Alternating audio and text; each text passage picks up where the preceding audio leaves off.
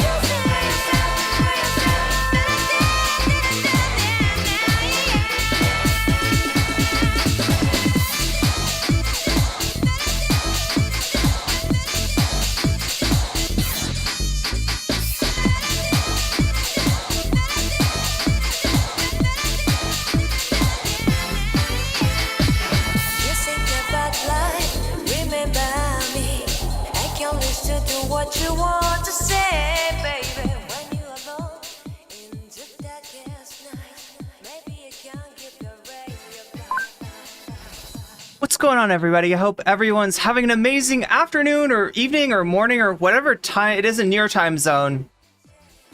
It is October 10th, a Thursday of 2024. Wow, that's a weird way to say that. Is Thursday, October 10th, 2024. This is NCC coming at you live from Sumeru City. We are live, or at least that's how it appears to my senses. It could be that I'm a brain in a jar somewhere. Don't know, don't care. Shouts out to all my weasels out there, all my forest creatures. Rocking out to the realest of the real synthetic lifeform streamer. Trapped in a cyber brain and body of some kind, like some sort of ghost in a half shell in this late stage hyper-capitalist dystopia.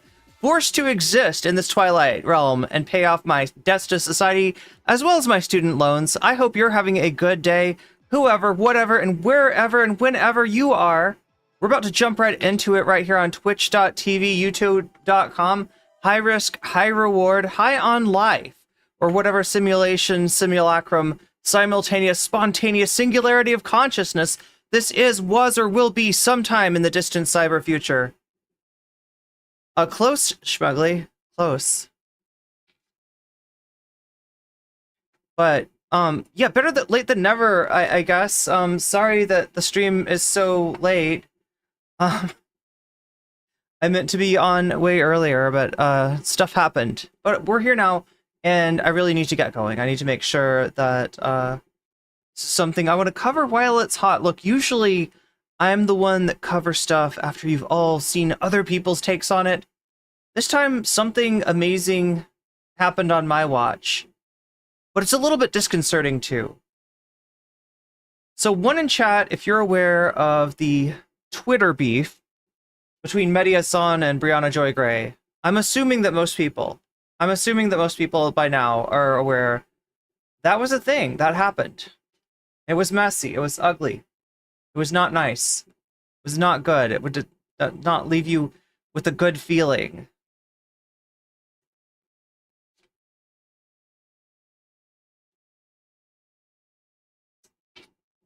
Wait, I just realized that I could do... I should get that going.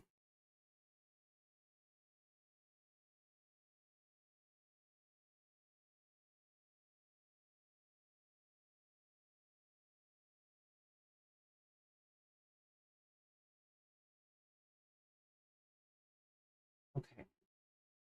So some people, yes. Some people, not so much.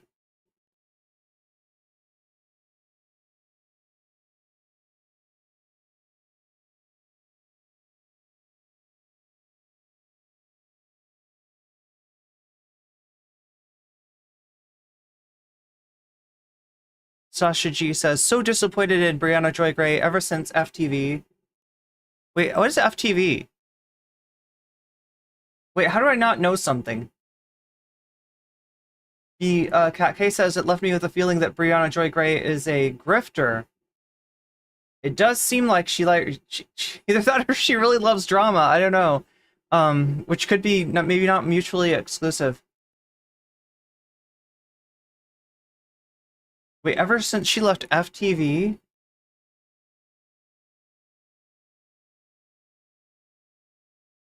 Bri has been trying to walk some kind of a centrist path? Oh, force the vote! Oh my god, yeah. Wow. It does kind of remind me of that, that argument, that discussion. Shax behaved with the super chat requesting... Wait, let's make that... Oh wait, did it... It doesn't come up automatically, but thank you for the super chat. Denial box debates Sam the Ram Cedar. It does seem like that's a very popular choice. It was popular last time. Popular this time. I just hope I left enough time. Again, chat, I totally apologize for being so late. I'm gonna try to make sure not to stream the citrus path. No, citrus. Do I sound like I'm saying it's because I'm at the end of my... I'm at the end of my lipstick, and anybody else have it where it gets dry at the end and you put on your lipstick and it's like your pronunciation changes because it dries your lips out. Like, lipstick shouldn't dry out your lips. It should wet them out. It should moisturize them. Maybe I just need better lipstick. I probably do. The Vanguard was on at the time. Yeah, and the Vanguard talked about this. What they didn't get to talk about, though, and what I'm going to actually beat them to the punch on for once, hey, it's okay. We can do this one time. We can break some news one time, is the debate between Medhi Hasan and Jill Stein, which is kind of connected to this. I feel like the vice presidential candidate, what is his name again? The Green Party dude.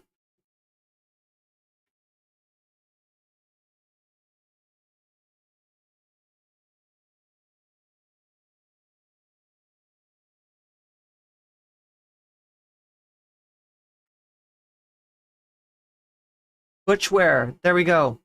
It's such a memorable name. I should be able to remember it. Wow, I really am dehydrated.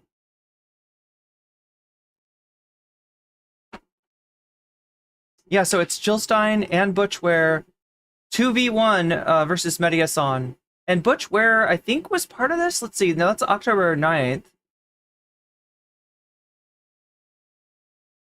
When did the Brianna Joy Gray stuff must have happened today?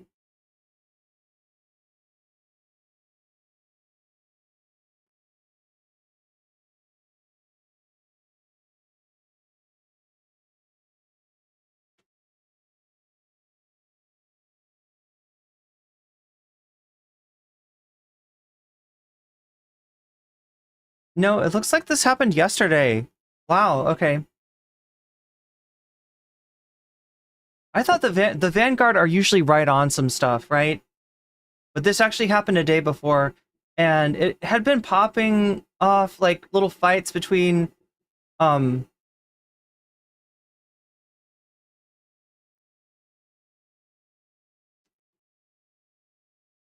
gonna have to figure out how to pronounce.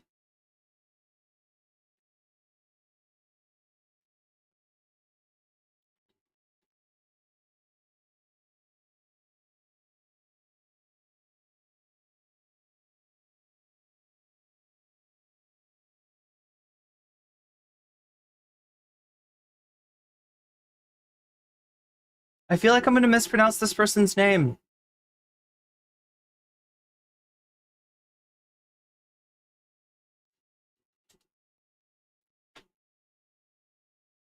pronouncenames.com. Usman. Usman. Okay. That's what I thought.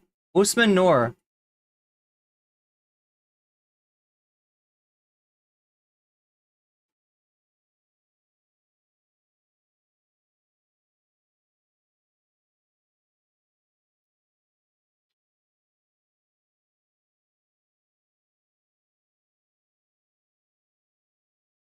And it's kind of hard to find some of the stuff because it looks like Medhi Hasan has deleted most of these tweets. He's not looking to get into Twitter drama with other people on the left. But yeah, just like he's posting and people like Noor are calling him out.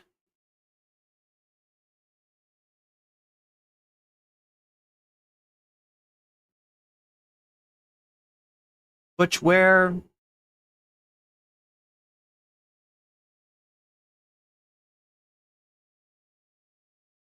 Try to figure out exactly where everybody came in, but there's a lot going on here.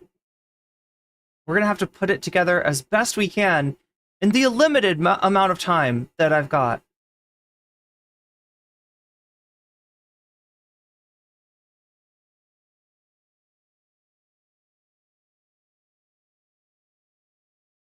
I feel like there must have been more than this. I've got like a couple of tweets here.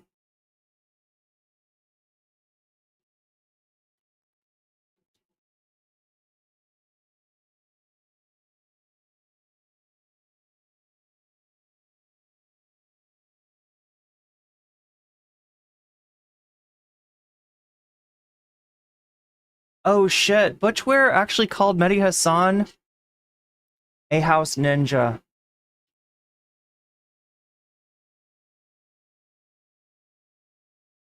It's like all this... Like, it's Medhi Hasan versus a bunch of people saying that Medhi Hasan is a sellout. That's what we've got tonight. That's what we're dealing with. And it's going to be messy, okay? And I'm going to warn you about this ahead of time. And look, it is the perfect kind of content to start fights in chat.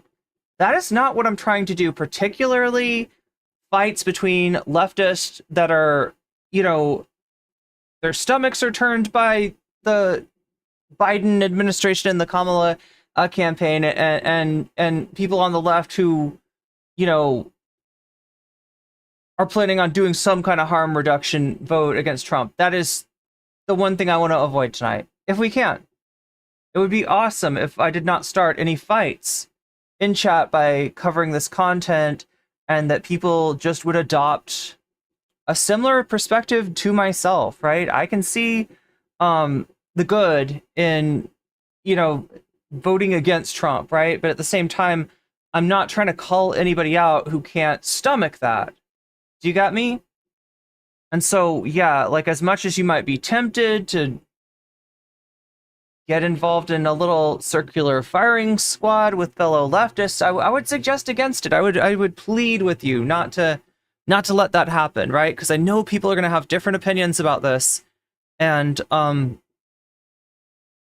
I sound like I'm teaching you PE to...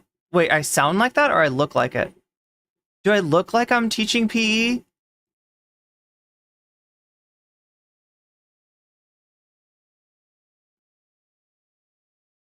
Or is it because I'm going like that? Is this a thing? Is this like a genre of physical education lecture? Perhaps. Maybe. I don't know. But I do know that we've got a lot to cover today, and I gotta stop being so slow to it. All right, let's make this happen. Shall we? There's Jill Stein. There's Butch Ware.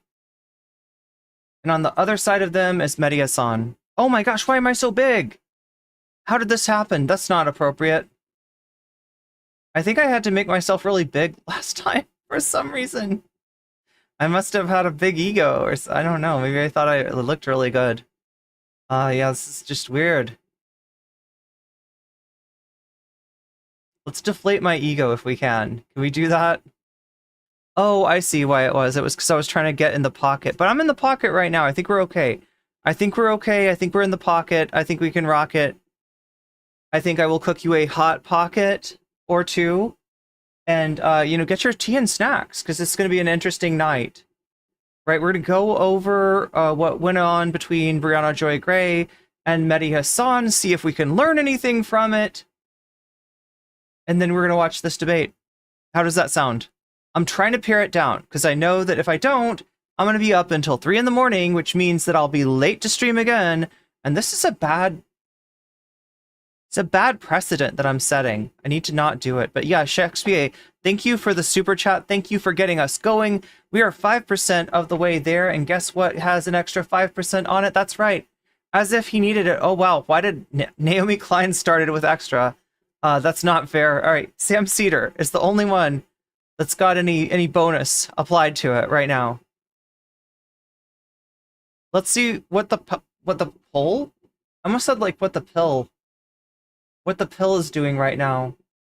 The pill is also voting overwhelmingly for Sam Cedar. Overwhelmingly, 65% to 50. Oh my gosh, this is my problem. I'm competing Sam Cedar against Michael Brooks. Well, look, if we end up doing this content tonight, then we'll clear that space off, and then maybe Michael Brooks can win tomorrow. And, you know, we'll go from there. A notification? Oh, like a time notification? Oh, that's really nice of you, Mozart. I hope your head gets some rest. I know the feeling. Like a kid needs to feel jealousy of the burrito as motivation. Wait, snacks? Is chat tempting me with delicious snacks? Yeah, Butchware doesn't Butchware sounds like it sounds like a Linux person. Do you know what I mean? Don't you think that whoever Butchware is, you would assume that they know Linux? Or no, maybe that would be Butchwares. Yeah, that's I got my lingo right now. It would be Butchwares, right? Butchwares.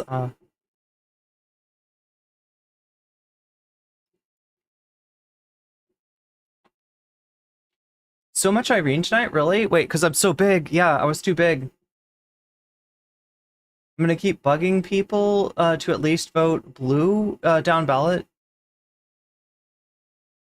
I sound like ME teaching a PE game. Oh, I sound like you teaching a. Oh, shit. Oh, I got it, Mozart. That makes sense. I'm sorry that I was so imperceptive that I gave you a headache, possibly. Hopefully that's not really what happened. That's just my head canon. That's just my head canon. Oh my gosh. I gotta make jokes. But I get it now. I sound like you teaching a PE game to elementary students today, i.e. don't fight. That's what I'm saying. It's like there's enough, like, lefty on lefty. And when I say that, I don't mean like, you know, shit, like leftist on shitlib. I'm talking about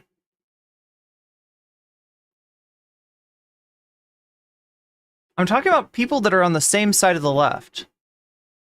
I'm talking about people who all want to see Palestine free. And they're fighting right now. They're fighting over who's right between whether Medhi Hasan is a sellout. They're fighting over whether Jill Stein is a good use of your vote. They're fighting over all kinds of stuff, and we just don't need that. We just don't need that because we're up against enough shit already, right? We got, all of the institutional Democratic Party has like no fucking empathy about what's going on in Palestine. They compartmentalize it. It's out of sight, out of mind. They care about shit until Kamala doesn't care about it, and then they're just like, oh yeah, immigration. Yeah, I guess that we don't need we can just do the Trump thing on immigration. I don't know. It's so there are shitlibs out there, right? I'm not telling you not to be mad at shitlibs. You being mad at shitlibs is an absolutely natural reaction. I'm just saying, you're going to be seeing two sides of an issue, and neither of those sides are shitlibs, right? They're people that need to find a way to work together. All right, that's what I'm saying, and that's why I don't want fighting. Because it's really unhelpful to all of us, right? I do my best to bring the actual left together as much as I can.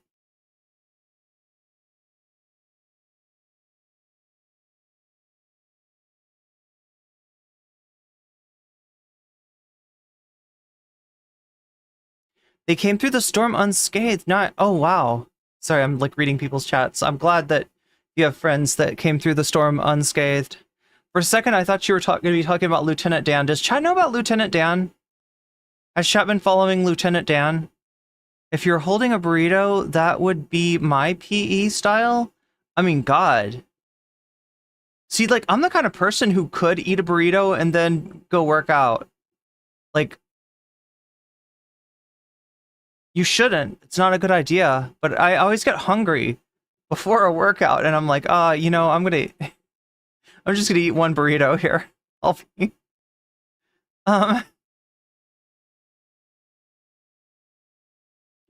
You can't do something type without eating at the same time.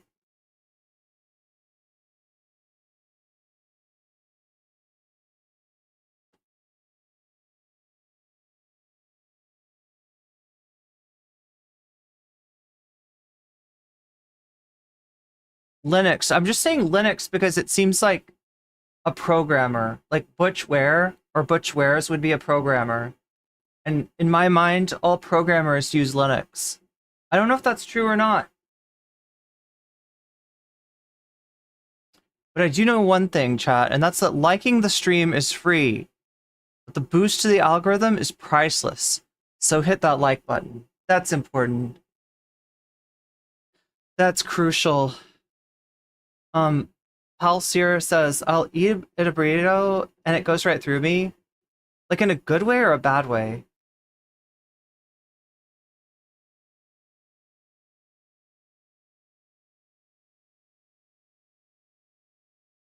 No, my biggest thing is just mostly fruit, right? That's a fruit or a smoothie. That's my pre-workout meal. If I get hungry before a workout, but I mean, it is good to work out fasted. And once you get used to it, it's easy. It's easy. You probably work out harder if you're fasted. But I always get hungry. I always wait too long to work out, and I'm like, I cook in my oatmeal that I was gonna have after working out, and I was like, I could like eat a little bit of this before the workout. My older brother is the more sophisticated programmer, and yes, he uses Linux.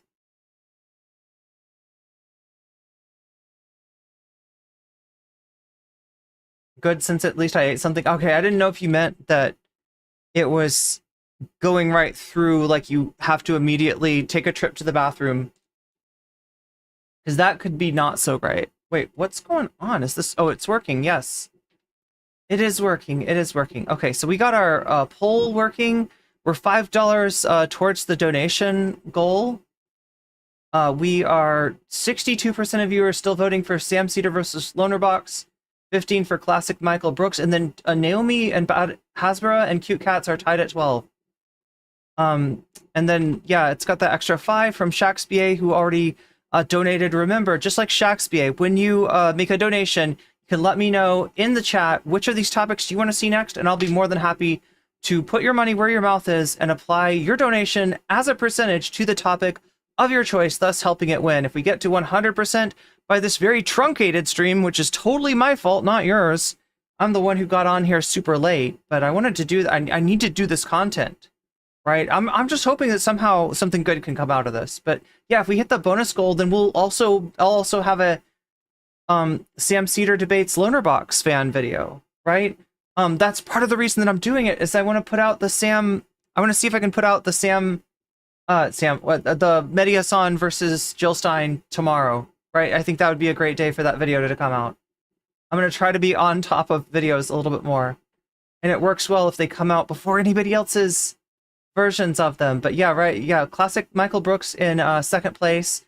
Remember, whether it's a super chat, super sticker, if you're getting yourself a membership or donating memberships to other people, if you're signing up for the Patreon, or you're donating to my throne, or you're over on Twitch, getting yourself out of the top of the hour ad break by means of a Prime sub, which is free, by means of a regular sub, which is $6, or maybe even gifting subs to other people. You can let me know in the comments. You can let me know in, not the comments, why am I saying the comments?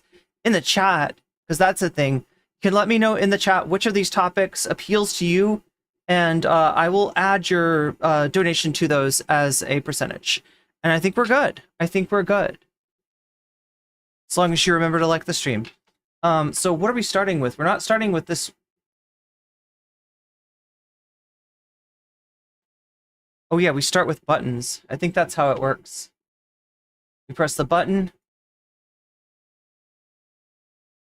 It's all about the buttons, chat. Press the button. And then...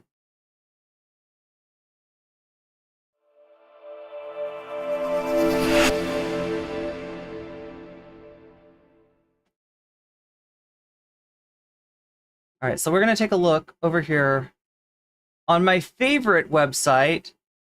Not my favorite website. My least favorite website. Most hated site that I never post on anymore. But I probably should. It's like, what else are you doing? You might as well post on Twitter. What am I missing? That. That's not good.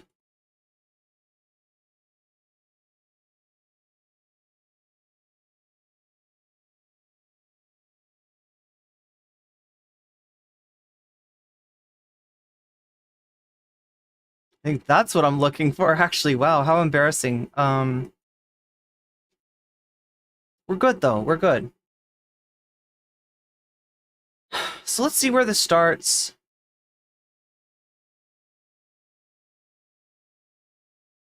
So these are deleted now, right? If you're looking for these tweets, you're not going to find them because Medhi deleted all of his tweets. I don't know if Brianna deleted hers.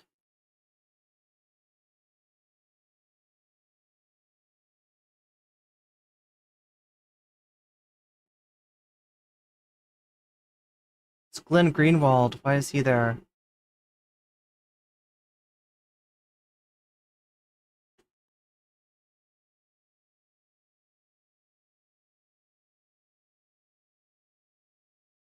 Oh my god, there's like one more tweet that I'm missing here. Oh, there we go. I think that's it.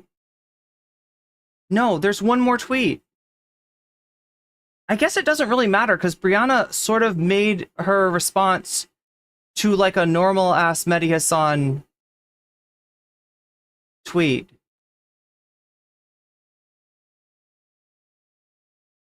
Brianna says, oh my god, really? Is it? No.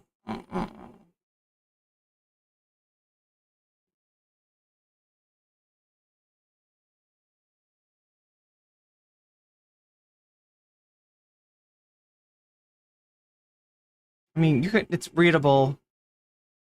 We'll read it. Brianna Joy Gray says, imagine if you had, if you used your platform to help an anti-genocide candidate solidify a generational political realignment instead of manufacturing consent for the pro-genocide party. It's not too late.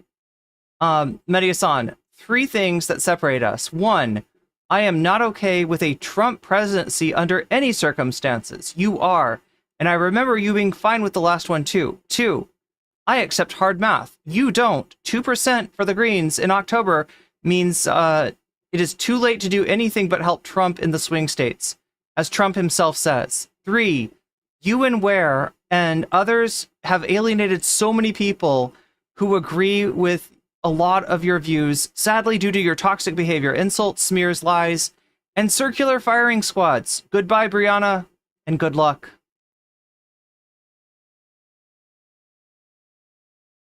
Brianna says, I remember when you looked me in my... Okay, so now this is the one that's really got people stirred up, right? I remember when you looked me in my black face and claimed your brown children made you more vulnerable to a Trump presidency than I was. Here you are now, millions of dollars richer after throwing my community under the bus, telling people to vote for a party currently genociding Muslims and Christians and Arabs and anyone else in the way of a Jewish supremacist state, says Brianna Joy Gray. You want Palestinians to be grandfathered in like Black Americans. I'm actually uncertain what exactly she means there. The poor and working classes and every other group who must suffer. What does she mean by grandfathered in? Suffer under the status quo so that you can get decorum in the White House. So that's what she thinks. That the only reason that you would want to deny Donald Trump another term in the White House is decorum. In other words, you're offended by his rudeness. He rubs you the wrong way, right? You want decorum. It's like saying, yeah, civility. It's the only reason that you'd want to deny Trump another term. Your politics made Trump, not mine. Now, so is there some truth to that? I mean, not in saying Medhi Hasan's politics. You know what she's doing right there? That's kind of nasty. She's putting shitlib politics on Medhi Hasan. It is a very with us or against us type attitude that she's adopting here. But yeah, shitlibs created Trump, right? Shitlibs made a space for Trump. The people that were like, it's Hillary Clinton's turn, fuck Bernie, like, right? That paved the way for... That absolutely paved the way for Trump. And you're willing... Thank you for the Twitch Prime, Buffy Geek. And your willingness to lie about the 2016 influence when I was... about my 2016 influence when I was an anonymous lawyer with 500 followers at the time is confounding. You and I are an independent journalist who...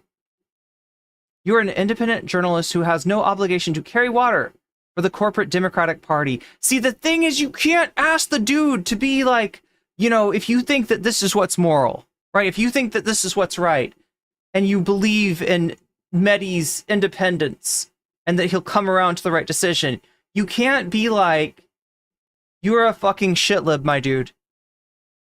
You gotta choose one or the other. Either he can't be saved, you know, anybody that talks about voting for Kamala can't be saved. You have to be pure, or else you might as well be a shitlib, or Medhi is, you know, an independent journalist who has no obligation to carry water for the corporate Democratic Party, but still chooses to do so. I don't know. There's too much of like her still trying to reach somebody that obviously she thinks is like beyond, not just beyond reaching, but beneath contempt. What else does she say? Oh god, it's invisible. Let's change it to this. Perhaps the difference between us... Oh, sorry, there's one more. Meanwhile, some of us have only gotten bolder after being fired for telling the truth. Yeah, this is pure clout chasing. That's what it reads like. Perhaps the difference between us is that I didn't leave the law and pursue politics for money. I left money to pursue my principles. I hope you can find where you lost yours someday. Okay, yeah. That's Brianna.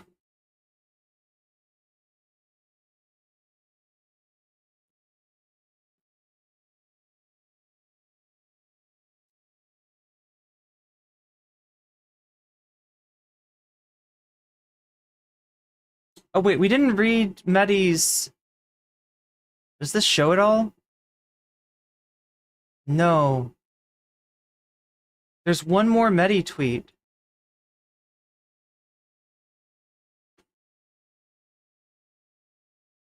God damn it, and this is what sucks about it, is that, like, I have to go digging for it.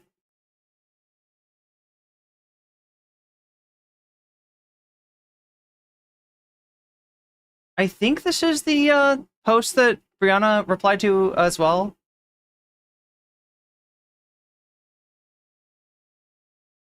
Medhi Hasan, we will not bend the knee to those who say a Palestinian or a Lebanese life is somehow less worthy, less equal to an Israeli and American life. My speech at the Dawn Org dinner in Washington, D.C., accepting their annual integrity award. So this is what got people mad, I guess. He gets an integrity award.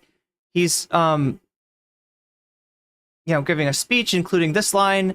And if you're, you know, somebody that's like just anti, you know, voting Kamala, then I guess that's a mismatch, right? So Usman says, good statement. If we refuse to bow to them, then we must refuse also to vote for them.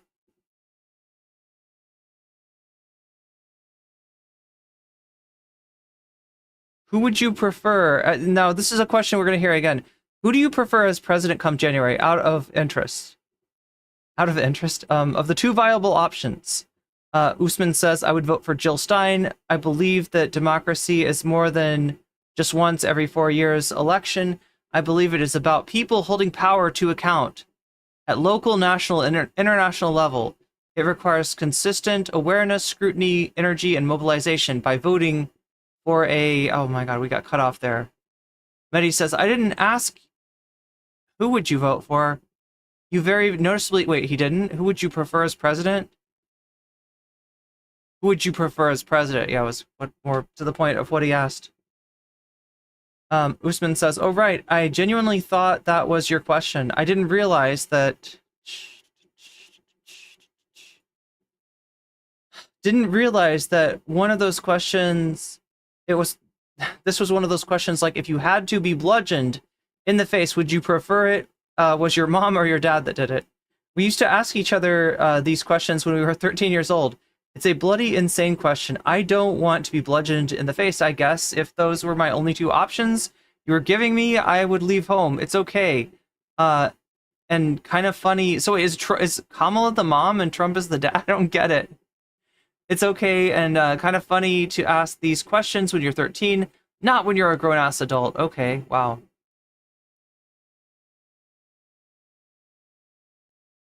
I feel like we're still missing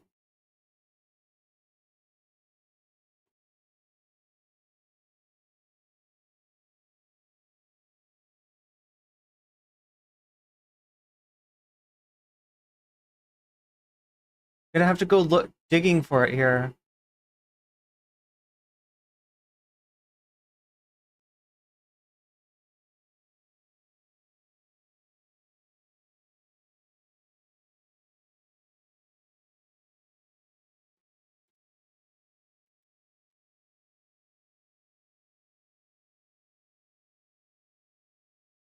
Okay, so yeah, here's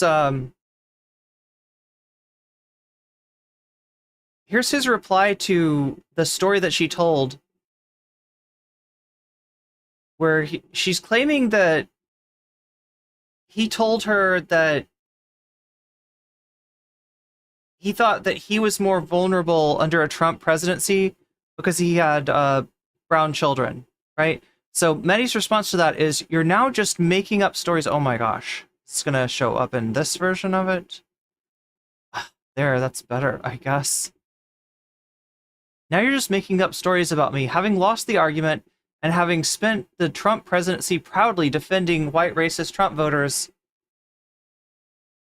Everyone who worked with you at The Intercept, the Bernie campaign, and I'm guessing The Hill, remembers you as the toxic, dishonest person you are. You don't care about black or brown people, only about getting clicks and attention by starting pointless online rows with other... And if you don't know, a row is British for like a fight. So starting online fights with others on the left, never the right. Anyways, I won't give you that opportunity anymore. My record on Gaza speaks for itself. And as ever, it was a mistake to engage with your dishonest, nihilistic, toxic self. Goodbye.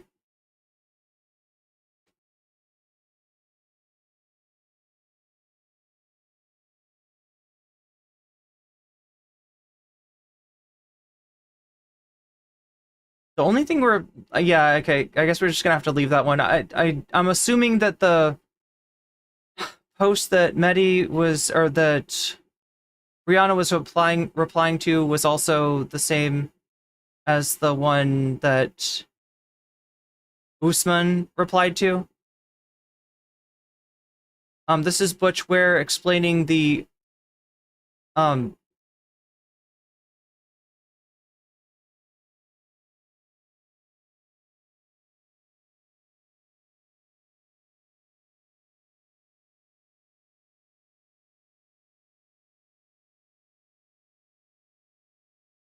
the person that warned him about Medhi Hasan. Medhi Hasan is not a friend of Palestine or the voice of the voiceless. Medhi Hasan justifies for clout and cash the we need to change that. The extermination of Palestinian and Palestinians and the destruction of Gaza. Medhi Hasan is a cheap sellout. So that's the warning.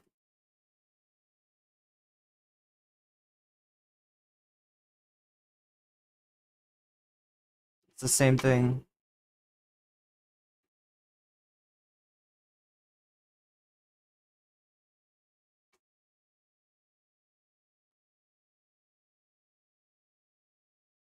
Yeah, so that's what's going on.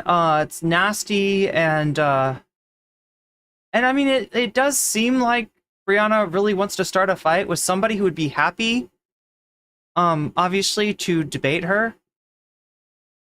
But instead, she's just... essentially, okay, let me explain what's going on here, right? There's a mutual audience that watches Brianna Joy Gray and Medhi Hasan. And when Brianna Joy Gray interacts with Medhi Hasan, like, it's kind of like, you know, a good portion of both of their audiences are there. So what Brianna's doing is she's signaling that she is the more pure person. And that if you have a problem with Medhi Hasan being as critical as he is of Kamala Harris and particularly of the Biden administration, but still advocating voting for that ticket, and you think that a third party, building a third party or not voting or whatever is better, you're going to go with Brianna Joy Gray, right? That's what's going on. She's essentially picking a fight to, you know, split the room, to separate people out. So it's not, she's not, I don't know how to explain this, but to do this, she is exaggerating, I would say, Medhi Hasan's complicity, right? Look, if she wants to say that, voting for a Democrat is worthless, that's her business, right? But I really don't like two people on this side of the left fighting, because there's just not that many of us anyway.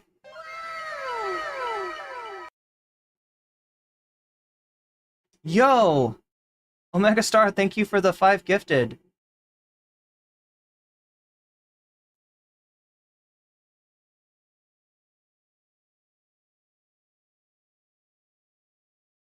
Let's do these really quick.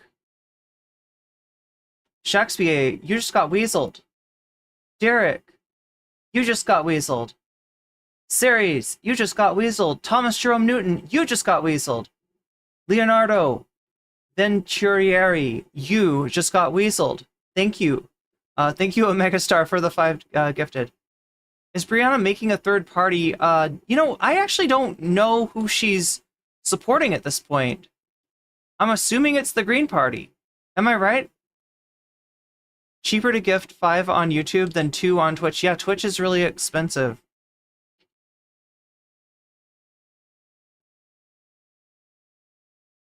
And the ironic thing is, anyway, I don't want to talk. Sorry, I'm trying not to get off track here, right? We're trying to stay on board, even though it's a late night stream. It's really easy to get distracted, but thank you for the gifted, Omega Star. Oh, by the way, yeah, when you donate, let me know in the chat which of the topics you are feeling tonight, and I'll go ahead and add your donation as a percentage to the topic of your choice.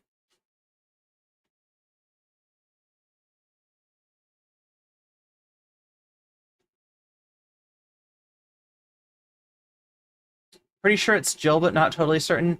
I think so too. The other option, I guess, would be Cornel West, but Cornel West has just done a lot of bullshit. I don't know how to explain it. And the Greens are, well, I mean, we'll go over it in the debate with Jill Stein. We'll go over it in the debate with Jill Stein, but I believe the Greens are taking like 80% of the non-Democrat, non-Trump vote. Remember running up to the 2020 election, Michael Brooks tweeted Bernie should run third party. I said if Michael thinks that's a good idea, and then I think it's a good idea. He liked that. It's the only interaction I ever had with him. Simping for him. Wow. Yeah, I mean that's where we're at right now. And look, I as much as I do feel like Brianna Wu, Brianna Wu, wow, we're not talking about Brianna Wu, we're talking about Brianna Joy Gray. Jesus Christ. How shall I say this? There's a correlation between Brianna Joy Gray and internet beefs with people that are to the left of left. People that are pro-Palestine, people that are they're anti-capitalist, right? There's a weird correlation there. And there has been ever since she started Bad Faith. Do you remember what got them started? Do you remember what the first Bad Faith episode was? It was Brianna Joy Gray and Virgil Texas taking on, I believe, Noam Chomsky. And like taking him to task over, I can't even remember what, but... So, like, as much as I defend Brianna Joy Gray, I feel like her firing from The Hill was wrong, but obviously The Hill is kind of a shitty employer in the first place. I mean, the thing that The Hill is trying to do with Brianna Joy Gray is use her as a heel, as a wrestling heel. That's their goal. But she was trying to do something else with that. And I sometimes find myself giving her credit. You know, she was lied about in terms of supposedly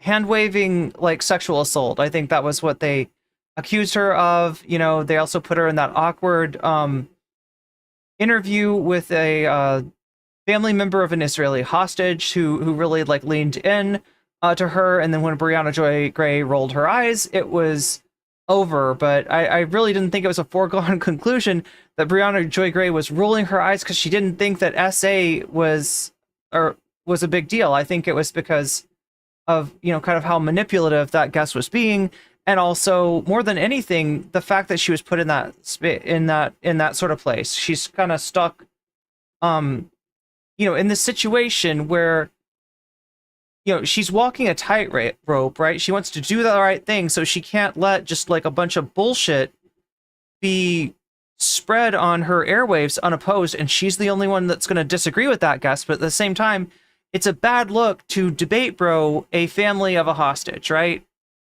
And that's sort of the choice of evils that she was given when she, you know, they used her supposedly rolling her eyes. And Brianna Wu was involved. That's right. Brianna Wu was involved in that. Brianna Wu tweeted about that, I guess.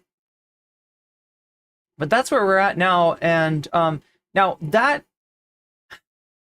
I think this, right, which is posted 6 hours ago, Jill Stein and Butch Ware debating against Medhi Hasan. I think this actually got recorded much earlier.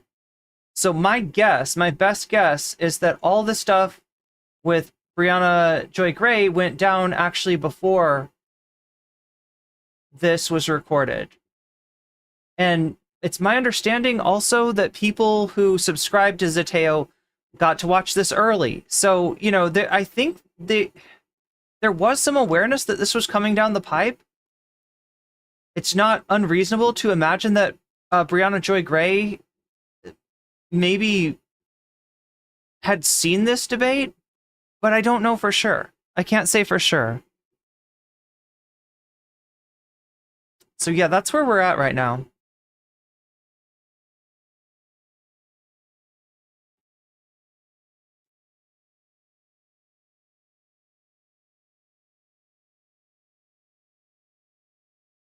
Sorry, chat. I don't know how to press the right buttons yet.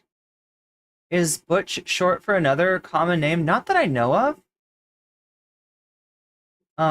Halcyon says I'd probably rolled my eyes too. I have no sympathy for colonial racist settlers.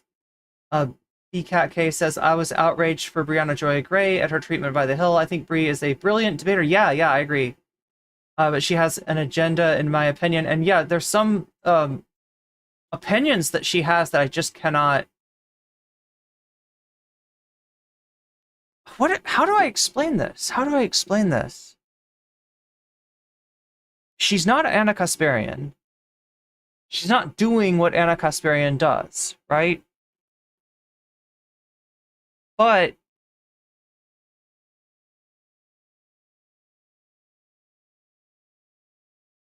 I think the problem that I have with her is that she hates shitlibs worse than she hates, like, right-wing monsters, if that makes sense. And she feeds into these bullshit, often class reductionist narratives, even though she's not, you know, a full-time class reductionist.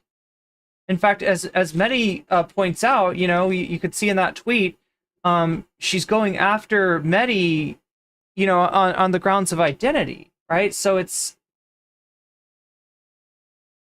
hard to resolve like what her true feelings on this stuff, on these things are.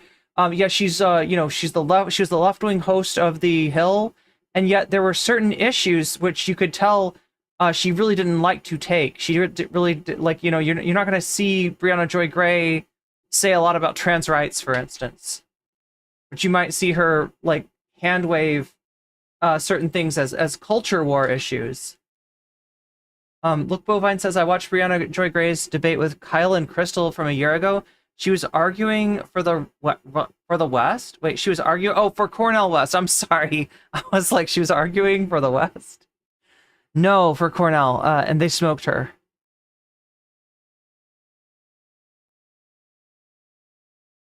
Omega Star says that's definitely what it was. Irene, I watched that whole clip. Yeah, she had no way out. Yeah, she's kind of. I mean, they did that to her on purpose. I'm convinced.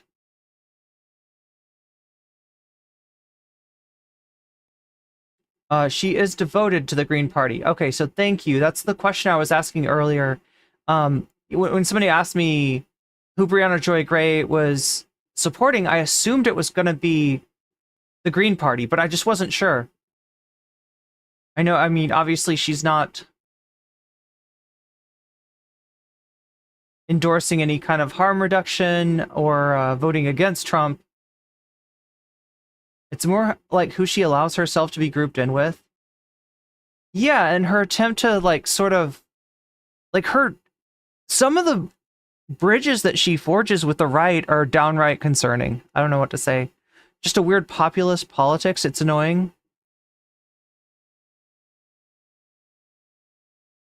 I don't care that she's firmly in the Greens camp. Don't shame others for having a different voting strategy. Yeah, and that's the whole thing. It's like, you know, if I don't have any smoke for her about, you know, if somebody can't stomach voting for the Democrats, I kind of understand why. But at the same time, when they turn around and they start vote shaming or anti-vote shaming or whatever you want to call it, they kind of like reverse that dynamic. I find that, you know, problematic too. I really don't think that ridiculing somebody about their vote is ever a good way to change that vote. That's not to say that you shouldn't ridicule like a Trump supporter for their vote. You know, they're absolutely deserving of that, but don't do it expecting them to change, right? Don't think that they're going to be like, oh shit, I really do look stupid. Oh yeah, he really is a con artist, right? It's like, you know, you kind of got to write that vote off. And so that's why I wouldn't use like, you know, that to try to change people's votes or shame somebody into either voting for a candidate that they don't believe in, or to, you know, like Brianna Joy Gray, not voting to maintain some kind of semblance of purity, which I don't think is real. I don't think not voting for bad people makes you a more pure, more moral, better person. I don't think vote shaming works either. It just pisses me off, understandably. Yeah, it's wait, why is this such a... Really? Okay. I'm just learning my new setup, chat, and it's driving me nuts. I'll try not to complain about it as much as I did a couple of days ago. I'm kind of embarrassed about that. Again, like, I want to give you the best show that I can, regardless of how my tech is working or what's going on in my world, or what I might be frustrated with. So, yeah, let's get to the content here.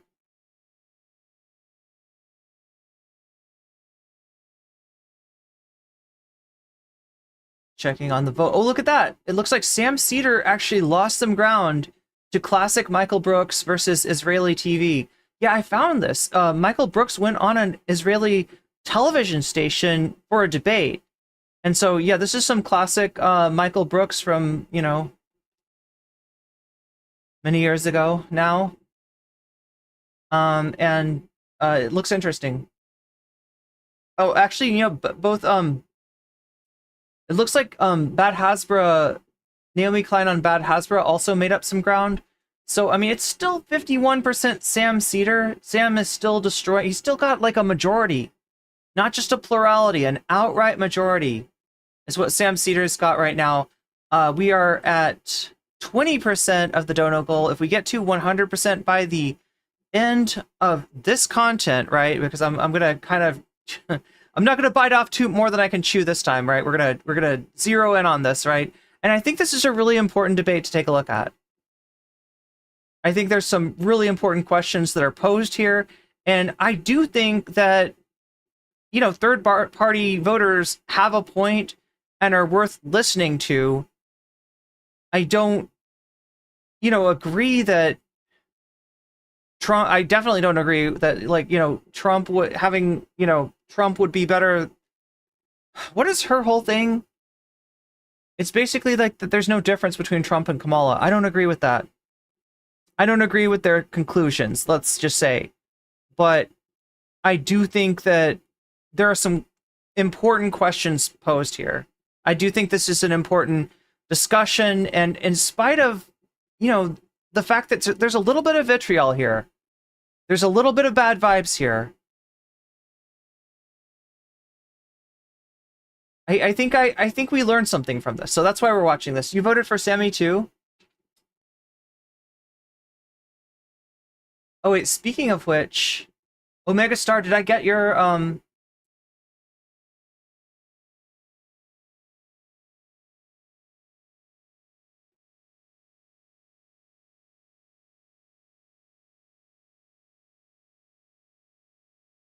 did I get what your content was that you wanted?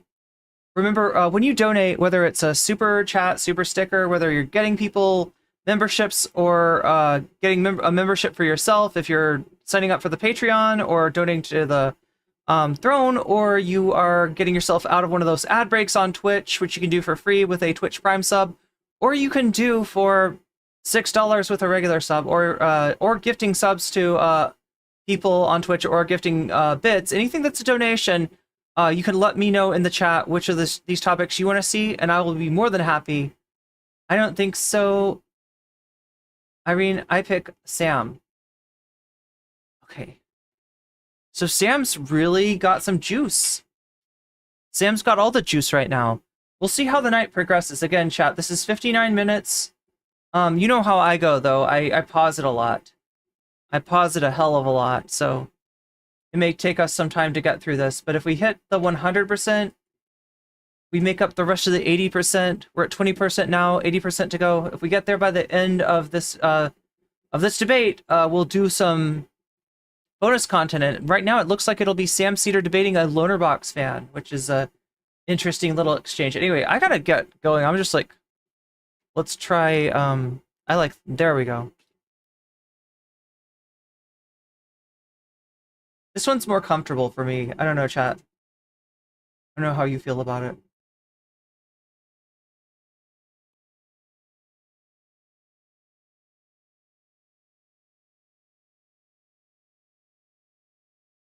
$8. Oh, nice. You renewed your Twitch sub.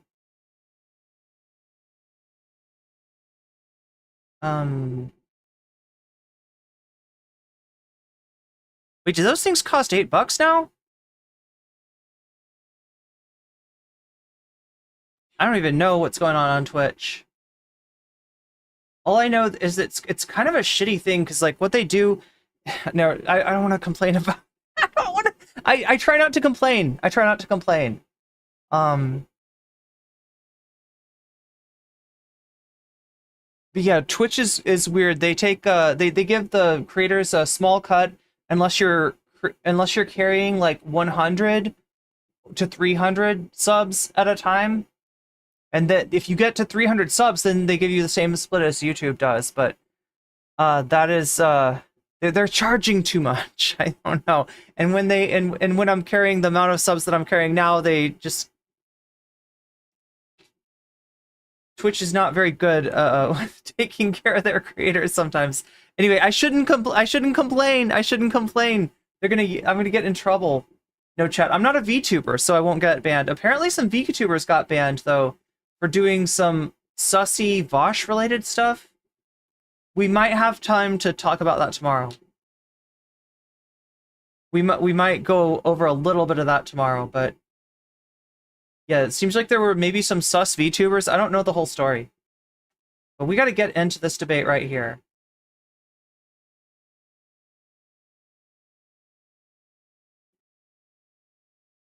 Every vote that's cast for Kamala Harris or for Donald Trump is an endorsement of genocide. It is an affirmation of genocide. Lay out for me the steps whereby I go into a voting booth, vote green, and the genocide stops. Let me put I don't it see that very happening. clearly. We are creating a very organized, coalition that is here for the long haul. That's right. They were Democrats that were sending cops to campuses to beat up kids on my campus, okay? Coming in riot gear to remove people. See, the fucking sad thing is that's actually true. He's not wrong about that. From encampments. Yeah. When people were dying en masse from COVID. And that's not just like some Democrats, like that's the entirety of the Democrat establishment. When he was praising Nazis doing domestic terrorism, as Butch says, did you ever at any point say, maybe I got that one wrong? Oh, no. You said in November 2015, as Assad and Putin were massacring Syrians in their tens of thousands, quote, the US should be working with Syria, Russia, and Iran to restore all of Syria to control by the government. That's the Assad government. That was an unapproved statement, which was taken down the moment it was... You seem to have a lot of things online that you don't approve. Would you tell your supporters at home, vote Green everywhere, but in those 3 swing states, vote against a domestic terrorist? I would say...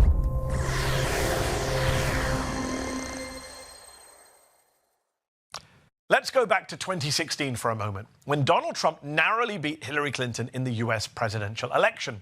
There was one specific politician, a lefty third-party candidate who faced a lot of backlash after being accused of playing Shin Maruku says, I think 90% of VTubers are sus. spoiler and handing the election to Trump. I'm talking, of course, about Green Party presidential candidate Jill Stein. It does seem to turn out like that, right? Like, I thought that, I started watching, like, Maury Calliope because she was doing, like, a Persona 3 playthrough. And I was like, yeah, this is a really cool VTuber. Like, I really like this. And then I found, like, all the shit on Maury Calliope. Like, right? All of it. From the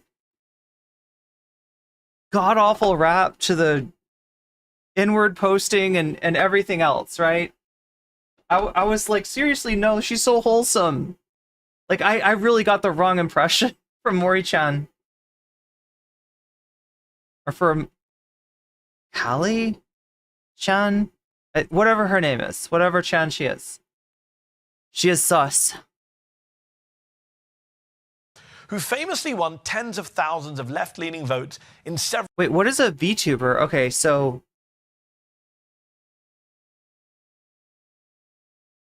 How do I explain a VTuber? It's a either 3D CGI like model, in other words, like that moves given the input of a human on camera or with like tracking balls. Oh my god, I'm not doing a good job of explaining VTubers to normies. Several key swing states that year, exceeding Trump's margin of victory over Clinton in Michigan, Wisconsin, and Pennsylvania. Had all those Stein votes gone to Clinton instead, Trump would never have won the Electoral College nor the presidency. Now, Jill Stein has always insisted that she did not cost Clinton that election, that most of her voters wouldn't have even turned out that year if she weren't on the ballot. Democrats... I don't like letting Hillary Clinton off the hook for that election, all right? My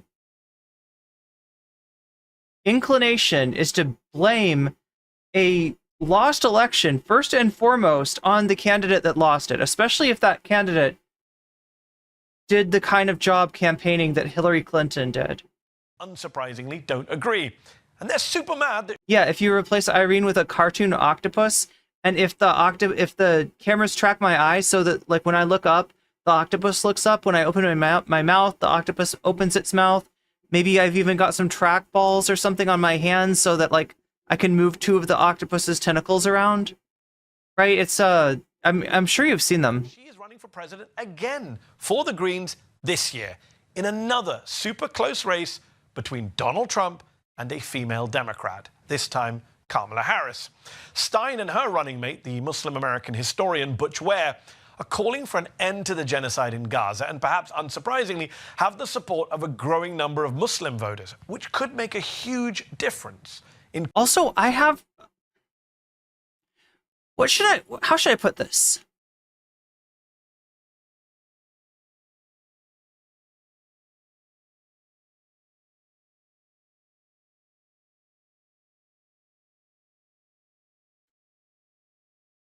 I have mixed feelings about Jill Stein and the Green Party. Let's just put it that way. Crucial swing states like Michigan.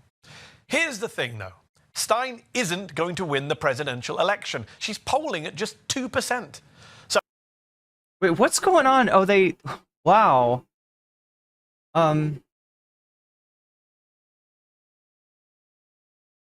So hypothetically, of all those 2%, if you could wrangle them into voting for Kamala instead, then maybe she would win in this poll. So they're adding the pronunciation. Will her candidacy give us Trump? Again, is she right to say Democrats and Republicans are all the same? And what about our own contentious record? Earlier, I sat down for an in-depth interview with Jill Stein and her running mate. Now, some of you may think she's a spoiler who doesn't deserve platforming. Others may be so enamored by her that you don't think she should have to answer any tough questions. She's great on Gaza. Well, I disagree. There's been some decisions made by Jill Stein and the Green Party that I haven't completely agreed with. Let me just put it that way. I'm not against the idea of third parties. I would love it if a third party would take over as the second party of politics. I would love it if instead of voting for Dems versus Republicans, you were voting for Dems versus some kind of social democrat or something like that. I feel like that's how it should be. Or if we had ranked choice voting so that you could vote your conscience without worrying that you're going to enable the worst case scenario, that would be good as well, right? But as far as the Green Party of the United States and Jill Stein, I got some questions. It's important to do a wide-ranging and challenging interview with a presidential candidate. So here it is, my sit-down, tough but fair, with Green Party presidential and vice presidential candidates Jill Stein and Butch Ware. Dr. Jill Stein, Professor Butch Ware, Green Party. Wait, Hillary didn't even campaign in Michigan? I know she skipped Wisconsin. I didn't know she skipped Michigan. Presidential and vice presidential candidates. Thank you so much for joining me on Medhi Unfiltered. Great to be here. Appreciate you being here.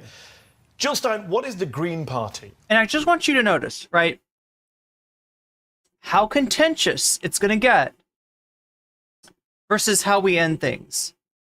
And ask yourself,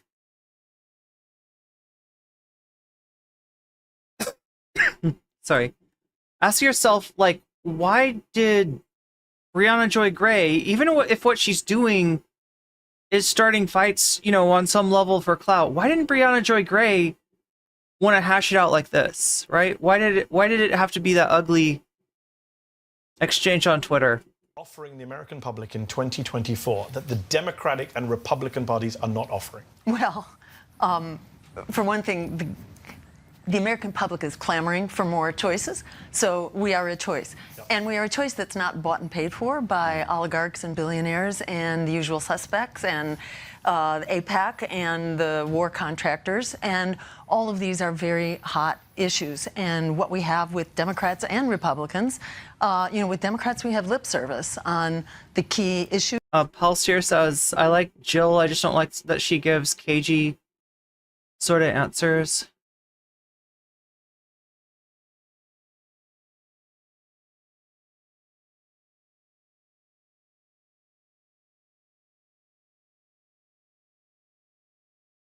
Wishy-washy answers.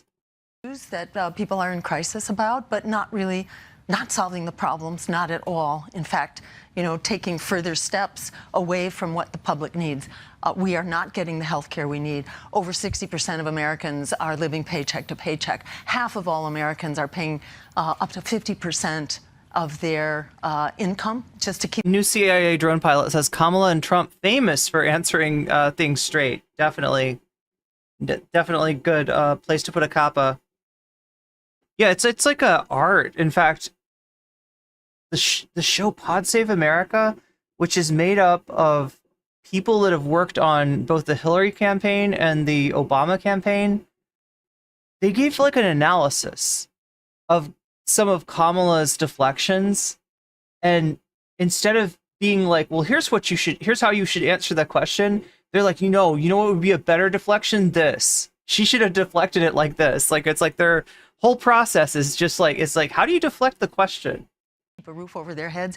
We have incredible crisis going on. And Despite that, we have a Congress, Democratic and Republican, and leadership in the White House that is spending half of our congressional dollars, which actually amounts to $12,000 per household, according to Jeffrey Sachs, if you calculate it out, on this endless war machine, which is not serving us, and of which the genocide in Gaza is really kind of a microcosm of what's wrong with this imperial foreign policy.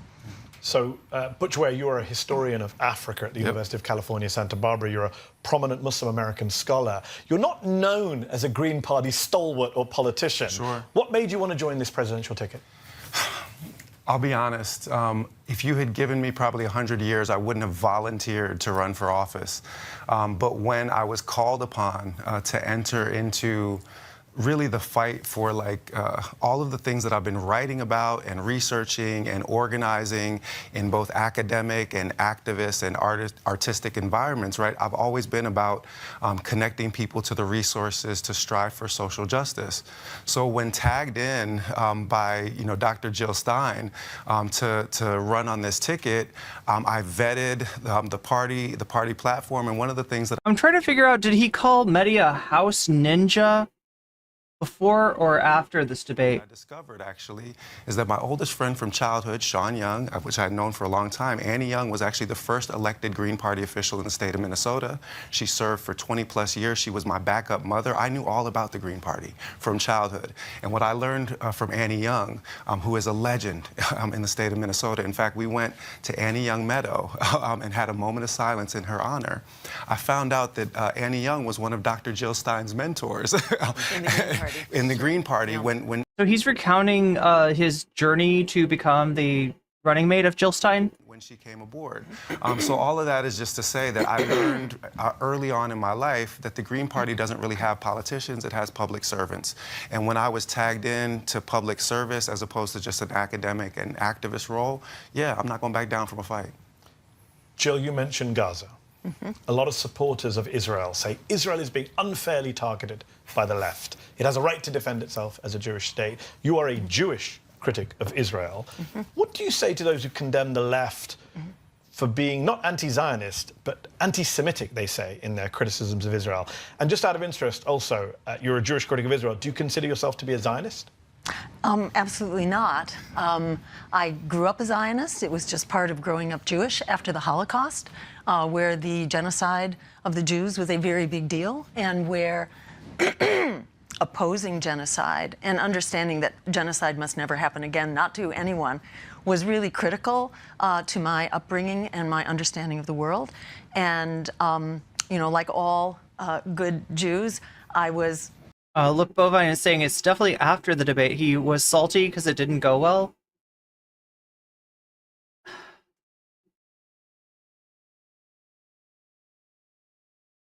I mean, he didn't handle them with kid gloves, but I don't think it went horribly for them. Taught that Israel was a land without people and a people without it. I didn't feel like Medhi was trying to wreck them. I felt like he was just like, I mean, this is how journalists should talk to candidates. And I mean, I'll be real with you when I say that I don't think that a more mainstream candidate would get subjected to the sort of scrutiny that Medhi did to Jill Stein, just because, the whole phenomenon of access, just the whole thing that when a major candidate will sit down for an interview with a journalist, the journalist often feels like they've got to hold something back in order to potentially get them to come on again. But I think, hasn't Jill Stein talked to Medhi before? Am I wrong about that? Was there, like 3 weeks ago, did she come on? So, I mean, I don't think he scorched the earth or anything. And I had accepted that. But as I became active politically, especially with the Green Party, where a lot of people were paying attention to this issue, in 2006 we took a stand against apartheid, against occupation, and on behalf of boycott, divestment, and sanctions in order to end the occupation and the ethnic cleansing. So it's, I have very much become aware that Zionism is not Judaism. And the most anti-Semitic thing one can say now is that it is anti-Semitic to oppose genocide. In my view, saying that it is, anti-Semitic is an absolute slap in the face to Jews, and Jews of my generation who grew up in the wake of the genocide. That's really inseparable from our Jewish values, but from human values, from Muslim values. It's interesting you mentioned Jews of your generation. There's a big generational gap amongst the American Jewish community where young Jewish Americans are on campus protesting right now and supporting the Greens in many ways. But are you hoping, I assume, that a lot of not just young voters, progressives, but a lot of Muslim and Arab American voters will vote Green this year because of their outrage over Gaza? And I wonder, have you got any evidence to support that contention that people aren't just upset, they're going to ditch the Dems and vote Green over Gaza? Yeah, I mean, I don't have to hope. We ran the numbers, right? So Institute for Social Policy and Understanding, Dalia Mogahed, has actually shown us, given us the statistical breakdown. These are all publicly available figures. So if you take the three swing states of Pennsylvania, Michigan, and Georgia, in the 2020 elections, these are all similar demographic states, large African-American populations, large Muslim populations. In 2020, Joe Biden won those states with 65% of the Muslim vote. In January 2024, he was receiving 12% of the Muslim vote, which means, in point of fact, the Democrats have already lost this election. Although that was Biden, he's no longer the candidate. And so that number did not even get up to 20% with Kamala Harris. Only about 5% are going towards Trump, 80% are going third party. And the overwhelming majority of those that are going third party... Wait, let me roll that back. Sorry. The Council on American Islamic Relations recently released polling figures. It's an important point that he's making. Joe Biden won those states with 65% of the Muslims. In the 2020 elections, these are all similar demographic states, large African-American populations, large Muslim populations. In 2020, Joe Biden won those states with 65% of the Muslim vote. In January 2024, he was receiving 12% of the Muslim vote, which means, in point of fact, the Democrats have already lost this election. Although that was Biden, he's no longer the candidate. And so that number did not even get up to 20% with Kamala Harris. Only about 5% are going towards Trump, 80% are going third party. And the overwhelming majority of those that are going third party are coming to the Green Party. CARE, the Council on American Islamic Relations, recently released polling figures that showed nationwide we are polling neck and neck with Kamala Harris, which means that... So yeah, the strategy that Kamala has taken, and I would say ever since, like the last progressive thing that she did, right? The last thing that she did that really gave people a lot of hope was when she chose her vice president. She had a lot of options that would have been more favorable to the Democratic establishment, and yet she chose Tim Walz. But since then, she's been very much chasing after the mythical centrist or anti-Trump Republican voter, right? That's where she wants to make up the, the votes she's lacking. And I, too, feel like that's a mistake. We are already doing massive damage in Although the Muslim population. I looked at that CARE poll. It's not the most scientific of polls. I didn't say it was a scientific poll. However, and according to that CARE poll... The ISPU ones, however, are. Okay, good. But the CARE poll, it's interesting you should mention it, since we're on it just briefly. Sure, absolutely. Jill Stein, you're tied at 29-29. Yep. But that same CARE poll showed you at 36 back in June. So you've actually dropped 7 points since Biden was swapped out for Harris. Right, and that's not... Harris is getting a boost. That's not surprising. Not yes, surprising. And of course she could, and she's been getting the benefit of the doubt, but I think her recent behavior is... Thank you for the super sticker, look bovine. It's not driving great. people away. No argument for me. Not great. No argument for me on that. And she's doing her best So let me to ask kind you of this, though. obscure all of her policy The positions. Green Party agenda, in my view, not speaking for other people, is a pretty popular agenda. You look at the things you're advocating, Absolutely. Yes. Americans want it. Absolutely. Which is why the Democrats are, But my quaking in their question boots. is, and we've got a lot to talk about today. I do want to talk about the agenda. Yeah, I want to yeah. talk more about Gaza, a Yeah. lot of issues.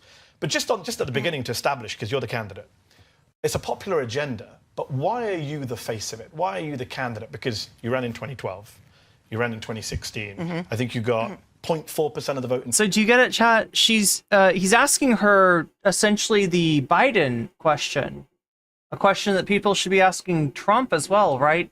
But he doesn't want to be rude.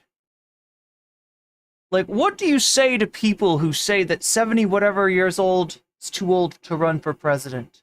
What would you say to people that think that just like Biden's probably too old to run for another, like, right? It's kind of like what he's trying to ask, but he can't exactly ask it, and so it's coming off like, what makes you think that you should be? It's still gonna insult her. It's still gonna sting.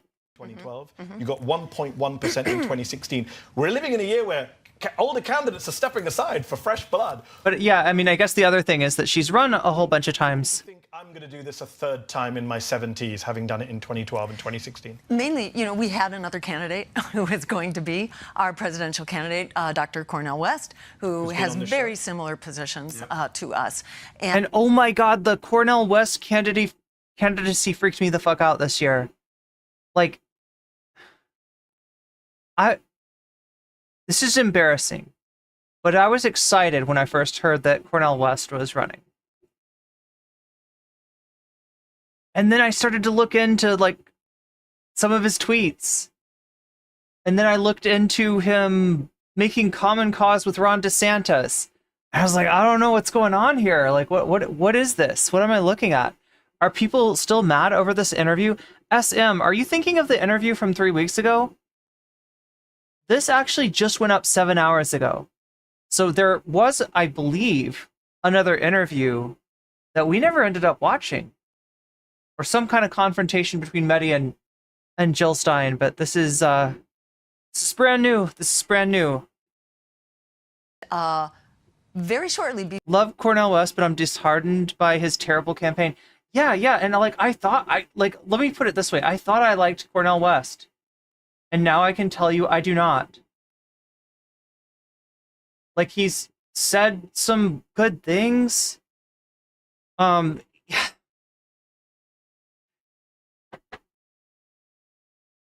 I kind of expected better. Yeah, Christian Strand imitating Medhi Hasan. Dr. Stein, you're pretty old too. Are you too geriatric for this job? Kamala is over-egging the pudding at this point, bragging about wanting a Republican in her cabinet. Hell yeah. No, there's so much that she does that, like, just pisses me the fuck off. Repeating that she owns a Glock.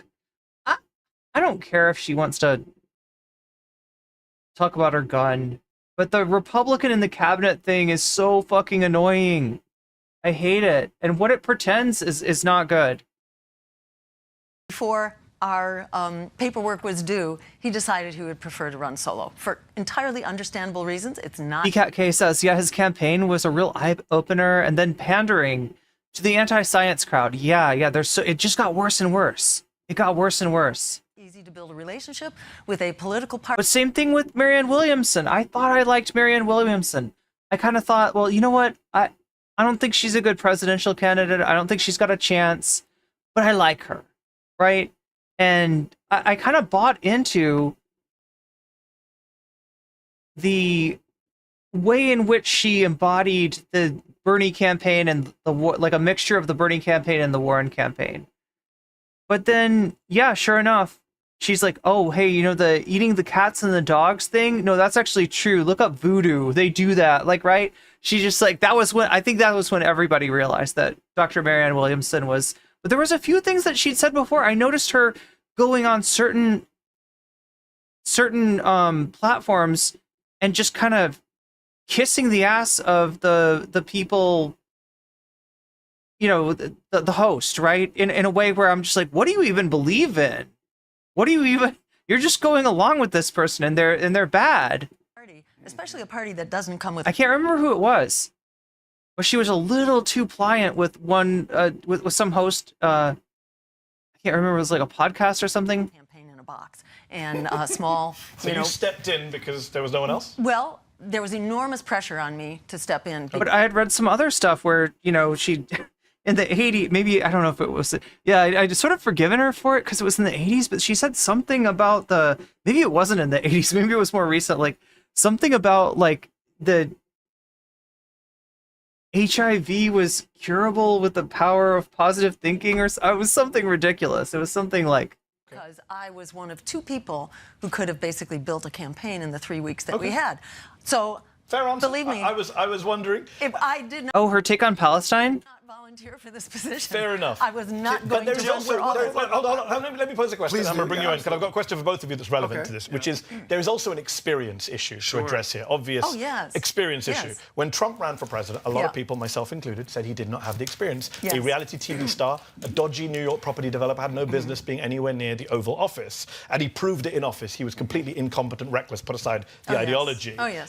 He wasn't just not qualified, he had no history of public service. You, Jill Stein, have only served in one elected role, I believe, on Lexington Town Council, which you won with 539 votes. Butch Ware, I think you mentioned already, you've not run for office before, you've not held any office before. So what makes the two of you qualified to... Also, Omega, thank you for the gift membership to Apotheosis. Apotheosis, you just got weaseled. Run the world's most powerful country, the world's biggest economy, most advanced military. Yeah, so let me just jump in. Yeah. So I served for 5 years on Lexington Town Meeting. But beyond that, I served in leadership positions. Oh, thank you, Look Bovine. They put out clips from this. So yeah, so this was definitely... So I don't know how much Brianna was reacting to Medhi's tweet and how much she was reacting maybe to this then. Campaign finance reform and public financing in the state of Massachusetts, where we passed that as a referendum, had to build a strong coalition, had to, do all the public policy things in order to do that. I helped lead the effort to clean up our coal plants and to push for renewable energy in Massachusetts. Which are great efforts, but not qualifications to be commander-in-chief of the world's most powerful country. Well, I don't know about that. I mean, because what's really important to have is not to have experience being bought off, and that alone, I think, puts our... What did he say? What did he say? Well, I don't know about that. Can anybody catch that? I mean, because what's really important to have is not to have experience being bought off, and that alone... He's like faking a cough, but he's actually saying something? Did anybody catch what it was? Oh my god.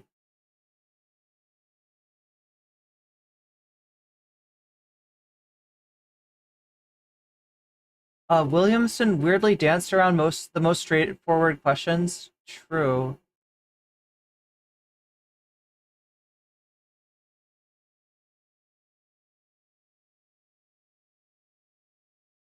Actually, Alay's interview with Williamson shattered any illusions I had that she was qualified or honest. I can't remember who it was, but she went on some weird right-wingers podcast or some IDW kind of person, and she was just like way too pliant with their reactionary shit. I still love Marianne as a person. She's actually become a friend of mine. The voodoo comment, yeah, it was really bad. She reacted and apologized. Oh, she did apologize. Okay. I mean, like, I hope she learned something, but did anybody hear, like, the cough? Like, he's saying something. Butch Ware is saying something, and I can't tell what the fuck he's saying.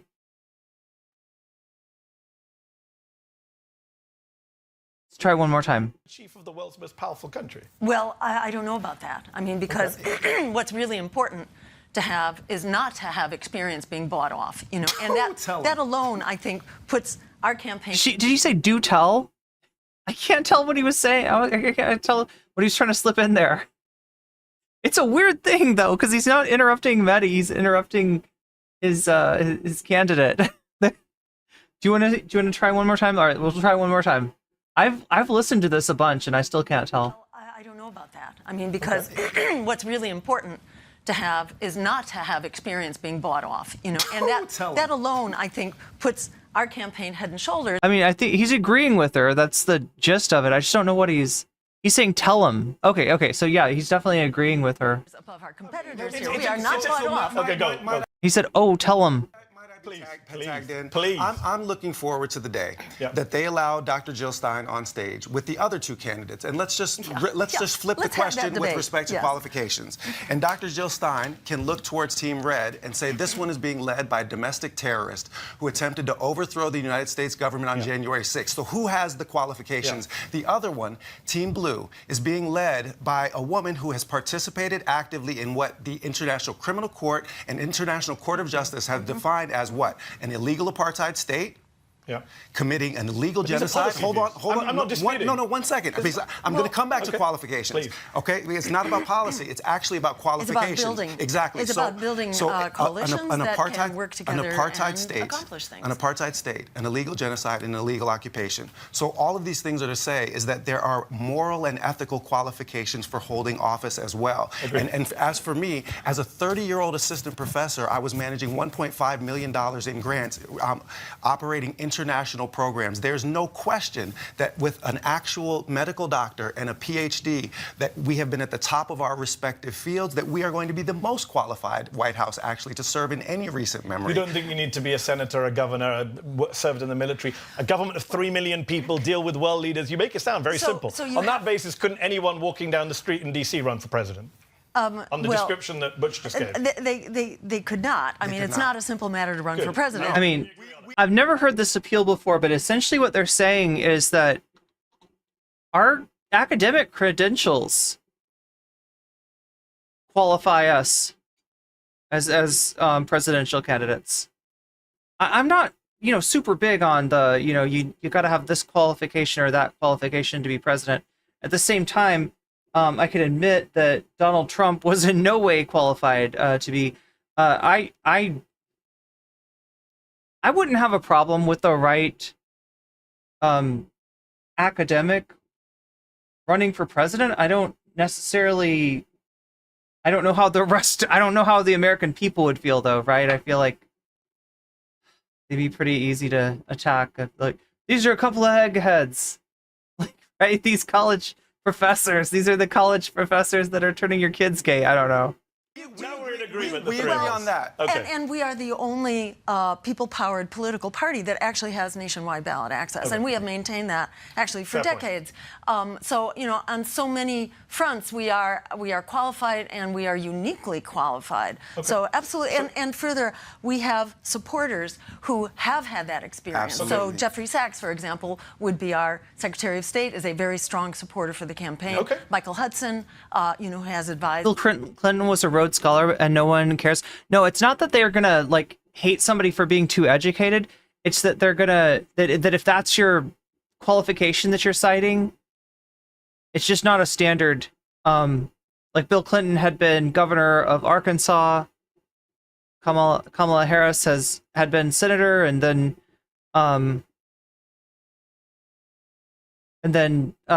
AG, and then senator. You know what I mean? It's like there's not a lot of vocational diversity. Let's just say it, put it that way. Didn't Jimmy Carter have a unique background, though? Many governments around the world. Although I do remember Trump saying, "I'll surround myself with great people too." Leadership is the capacity to delegate responsibility, right? And to listen and to take counsel. And Jill is a leader. Let's talk about policy. Since you mentioned policy there, you mentioned the International Criminal Court. You say you're running to stop the genocide, right? Oh, yeah. Can you explain to me and to our viewers how voting for you both in November, given you won't actually win the presidency, will stop... Say what now? Given you won't actually win the presidency, will stop the genocide? How... Was he actually a peanut farmer? Like, he didn't do politics? Or... How does a protest vote for the Greens, and I get the protest vote, I get a lot of people, I understand it, but how does it stop the genocide? Lay down the steps for me that stops the genocide. Yeah, so what stops the genocide, number one, if we turn the White House green, which would be a great thing, but we would pick up the phone. I would pick up the phone on day one, and the genocide is over. So this is actually doable. But you're not going to be president. Well, says you. Well, no, says the polls. You're at 2% in the polls. But... And because we cannot get on mainstream media, Mahdi, so you are part... I'm not saying why. Exactly. Well, I'm not saying why you're at 2%. There's many reasons why you're at 2%. I'm just saying you're not going to be president on November the 5th. In your view. No, in your view too. No. Hold on. I suggest we table that discussion? Go ahead, because we're not going to come to the end of that. Well, let's park that and say, how do we stop the genocide then? Yes, let's focus on that. Because every vote that's cast for Kamala Harris or for Donald Trump is an endorsement of genocide. It is an affirmation of genocide. It says that you, the voter, says that this is okay. You are holding your nose and voting for genocide. Understood. I understand that argument. Every vote for our campaign is a shot across the bow of the empire So ironically enough, I feel like the third-party candidate's problem here is that she is taking voting almost too seriously. A leftist analysis of our system would say that it's so incapable of turning out an actual good outcome that imagining that this is your sacred duty and you must not, you first do no harm, like don't vote for a bad candidate, right? And you look at Kamala and you look at Trump and you see bad candidates.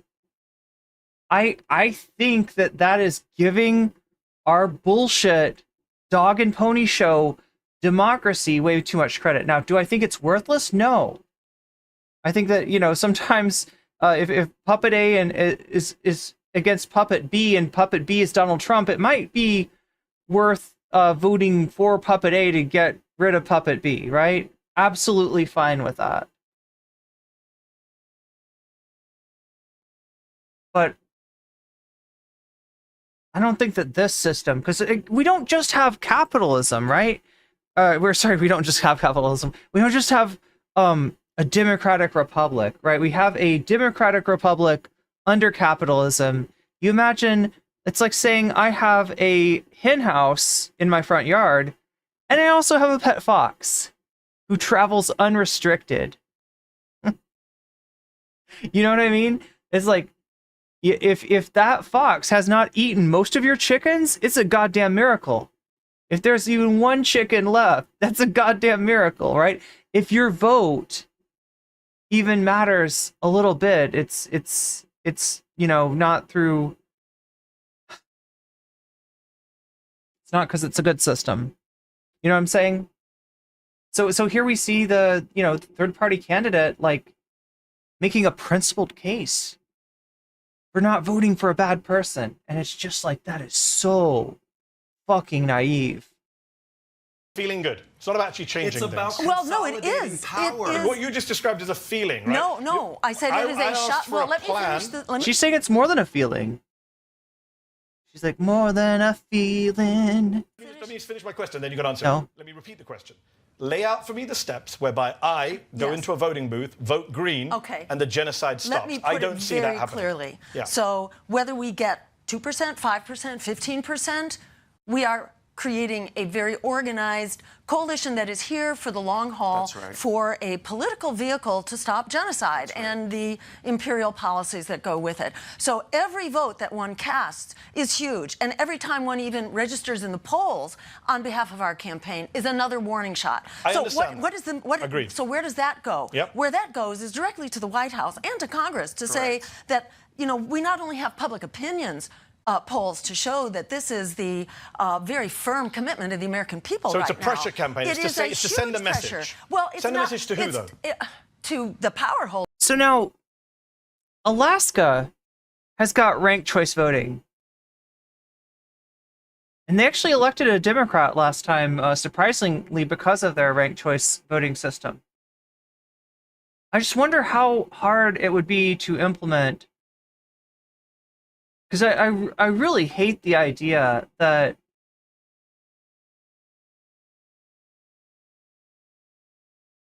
when people do vote their conscience, they're doing so at the expense of the likely outcome. That fucking sucks. I hate that Hillary Clinton can come at Jill Stein and be like, it was your fault. You did it. I would have won except for you. Like, I hate that. I hate that. I hate that. I hate that. I hate that third parties, like, how are they supposed to grow when as soon as they start to even get any votes at all, they're considered spoilers?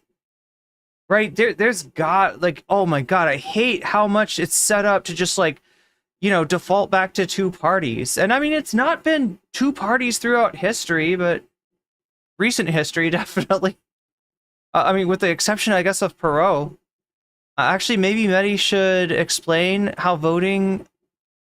Wait, let me... Chat's very active. And that's a good thing. That's a very good thing. Red Sox fan here? You were thinking the same. Oh, I get it, Red Sox fan, because it's Boston, right? It's the band.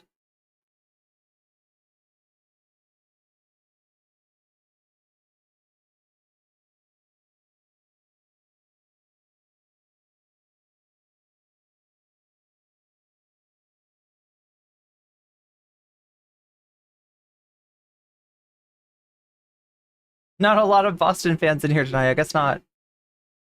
Wait, I feel like I missed somebody's. I feel like I keep missing chats. He was the 76th guy. Okay, so you're talking about Carter. Carter was. What's up, J Rich? Good to see you. Who Who will be the power holder? So whoever they are, and right now they are both Democrats and Republicans are ignoring the American people. 68%. So I just want to be clear, if you get 15, 20%, let's say you get Ross Perot numbers, it would be huge. Absolutely huge. And there's no sign you're going to do that, but let's say you did. You think that would then on November the 5th... Medhi, don't close it down before it happens. Well, we're less than 60 days away. Who would have thought Joe Biden was going to be replaced by Kamala Harris? If this was 6 months ago, I'll give you a chance. In less than 60 days. Let me just finish my point, and I'll come to you, Rich.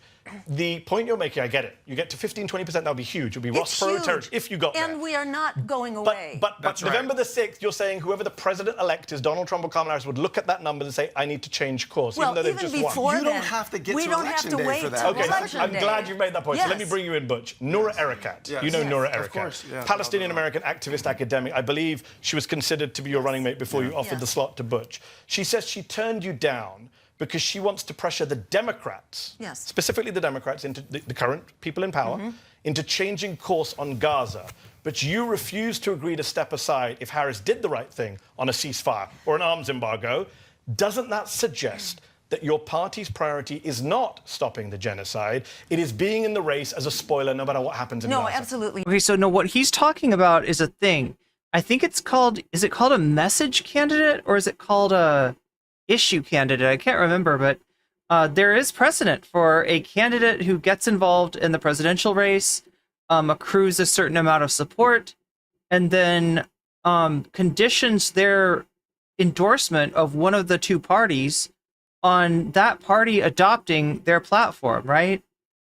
So as much as, you know, politics doesn't work, right? It's hard to get the politicians that you elect to do, you know, what you voted for, let alone what's in your interest. And that is one way that it can work, but that's not what she's interested in. And there's a reason for that. And I believe it is the keeping a place on the ballot is difficult for a party, right? Earning a spot on the ballot. And the Greens have done that nationwide. And so for them to say, hey, voters, actually go vote for Kamala Harris because she's agreed to condition aid to Israel on a ceasefire or something like that, right? It would also make it hard for, it would somewhat foreclose, I guess, the futures of the Greens, who are most years kind of hanging on by a thread. So now she's stuck in this situation where she can't function as a message candidate. She can't inject what is like stop the genocide. I think is a pretty fucking important message. I can't think of many more important than that, but she can't, there's no way for her to inject that into the Democratic platform without losing their spot on the ballot. I think they've got to get, like, maintain what, like a certain percentage. And the reason That's for what that, Noura's tweet suggests. Yes, well, Noura is new to the political process. Bless her heart for even considering. Did she just little bro Noura? Did Noura just get little broed? Little sis? Sorry, Noura, you don't know what the fuck you're talking about. Absolutely insane way of life. I've been doing this for years. But she is new to this process. And one thing you learn is that if you lose your ballot status, you're not getting it back, especially nowadays when it's way more costly. It's absolutely prohibitive. So if as a grassroots... I mean, she may be right about that, but you would hope that for something this important that... people-powered campaign... Because the other problem that I have with the Democratic Party is that they seem to be more interested in winning than they are in achieving any sort of policy goal. They're so bad at achieving a policy goal. And part of me thinks not interested in it. Part of me thinks that, you know, policy goals are good to talk about when you're running for office, but then you always find a way to compromise on it, and you end up pleasing your donors that way as the Democratic Party. And that's kind of a similar choice that she's making the practicality of the party remaining viable, I guess, for the future. She envisions a future either with the Greens replacing one of the two major parties, or with some kind of ranked choice voting, some kind of system where a third party is viable in that way, and that holding onto the ballot is more important than what? Exerting pressure to stop what Israel's doing in Gaza? That's where you lose me. You give up your ballot status, you're done. So what we know is that simply getting a ceasefire is not. It's not over and done. We still have an occupation. We still have an apartheid. I mean, unfortunately, she's right. With Netanyahu, that is very true.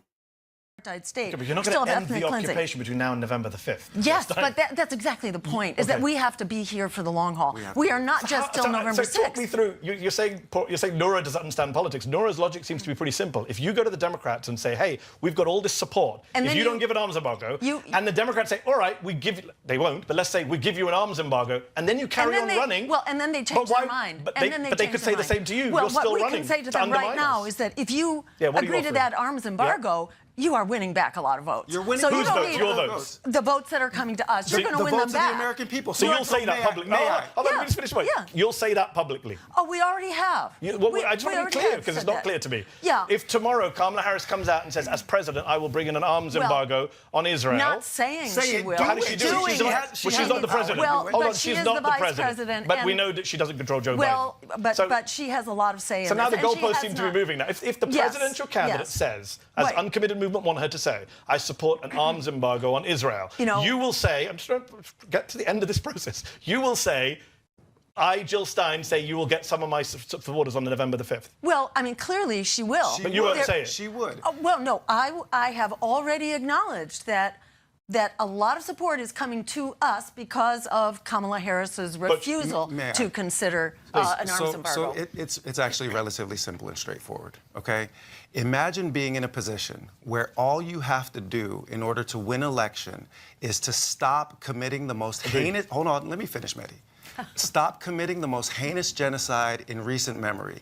A decimation, literally 1/10 of the population murdered in 11 months. And all you have to do in order to meet the American people is to stop that genocide. Yeah, and we have also gotten a lot of empty words from the Biden administration and, as far as we know, from Kamala. Although, she's sort of an unknown quantity. She doesn't have a way of truly affecting what's going on with the foreign policy until January 20th. This question, in point of fact, is not for us. This question is for Kamala Harris. How deeply does your soul have to be folded in the pockets of AIPAC and the war machine that you are willing to lose this election, because they have already lost this election if they continue with this stance? I do a lot of these interviews. Yeah, absolutely. And I tell people this. I'm going to tell you what I tell everyone else. Say it. I've had Democrats on my show sitting right where you sat. I've asked them these questions. Yes. This is not about the Democrats. I'm asking the Green Party strategy. Fair point. So I'm saying, if the Green Party say we're going to stop the genocide when you vote for us, we're entitled to say, how does voting for you stop the genocide? Okay. Look, if Chargoon super chatted $9.99. She's also to replace Rashida Tlaib W. Some weirdo. So the disrespect Jill also has for Noura isn't surprising. Wait.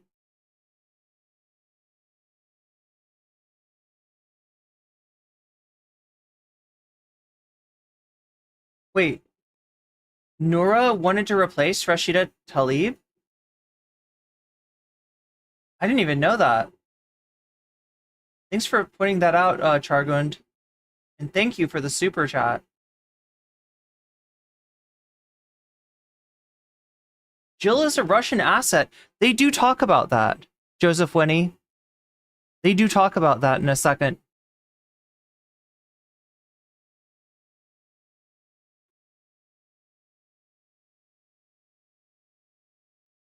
Wait, what did they just say? Let me rewind that really quickly.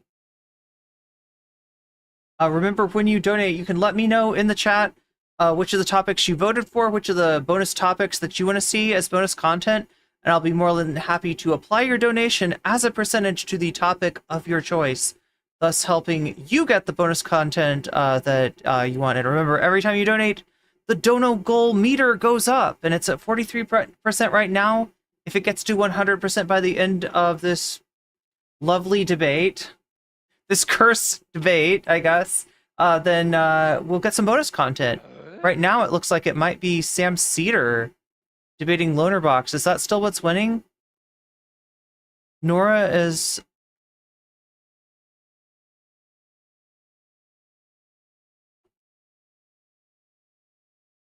Did I read that wrong? Not with Nora herself, but with some weird little white lady? But is that what you're saying, is that she does want to replace Rashida Tlaib?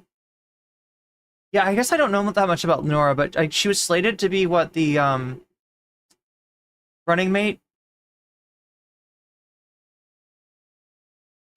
Yeah, that puts us up to 45%.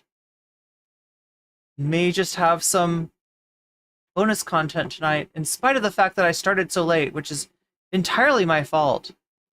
I mostly know Jill Stein for being the Wi-Fi screens lady. Wait, Wi-Fi screens? Wait, what's the Wi-Fi screen? How have I missed this? What's up, Donald Duck? Good to see you. What's up, Peter Fabrice?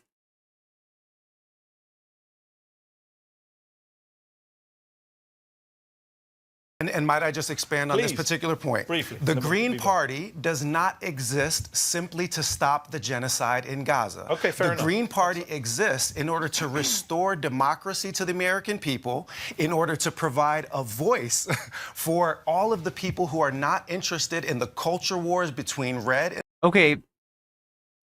Now, can somebody steelman that for me?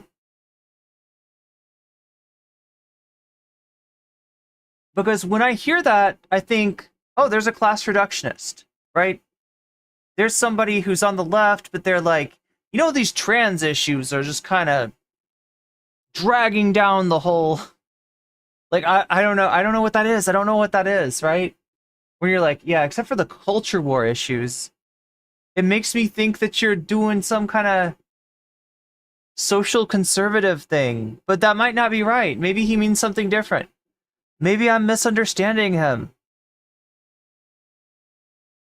Is there anything in their platform, and like, because from what I've seen of the Greens platform, it's not like that.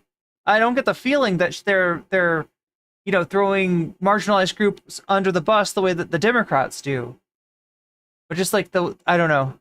Maybe I'm just so used to hearing this shit. I was missed yesterday. I'm sorry, Jerry. And I'm sorry I got started so late, too. This is all my fault. And we might hit the dono goal despite my bad behavior. I liked Stein in 2016. I hated Dems blaming Stein. Yeah, me too, Christian Strand. This election, though, Stein is losing you.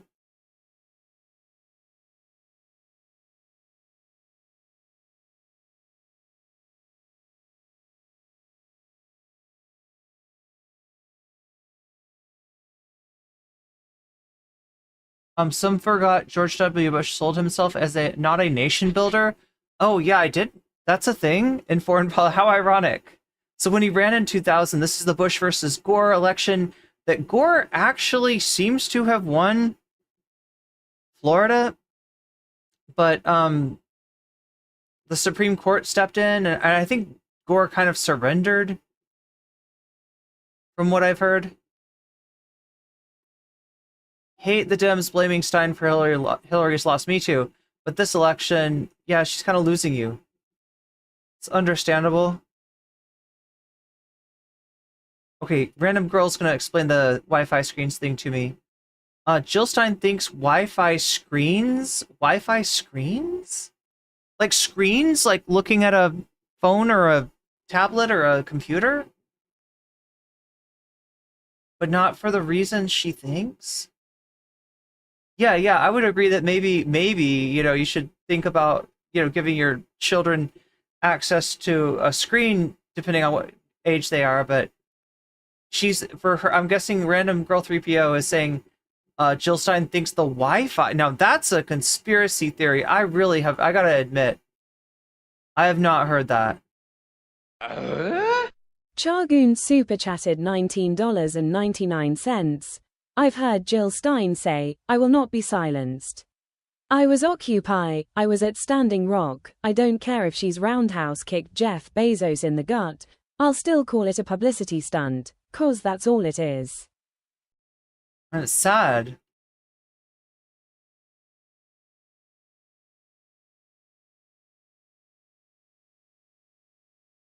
Thank you for the super chat. That brings us up to 65%.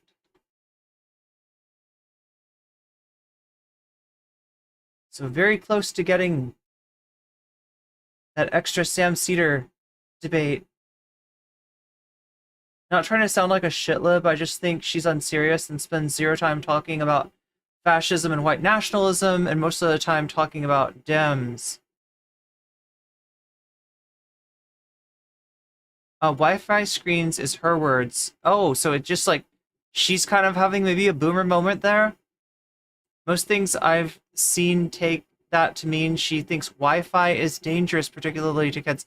That's wild. That's wild. Because, like, I've heard, you know, the stuff about, like, you know, if you have your cell phone, like, permanently glued to your head, you know? Okay, I said that like it's a real thing. I mean, if you have your like, right, there are, like, potential, like, harms, theoretical harms, of being close to, you know,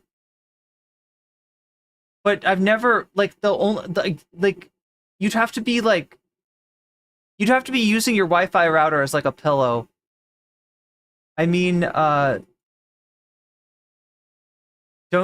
you don't want to climb microwave transmitters. Those waves are dangerous, but your phone isn't going to turn you into a 5G zombie. What if it did? What if I'm a 5G zombie? What do I do? How would I know? If I use my phone a lot, does that mean I'm a zombie? Oh no. I might be zombified. Blue, it is there to do long-term things like establish ranked choice voting, Agreed. To abolish the Electoral College, to run on... Okay, I'm sorry. Ranked choice voting, all the stuff that you're saying, stopping the slaughter in Gaza, kind of more important, I would hope. And look, this is one way that a party like the Green Party could distinguish themselves from the Democrats, by being more policy-oriented, actually.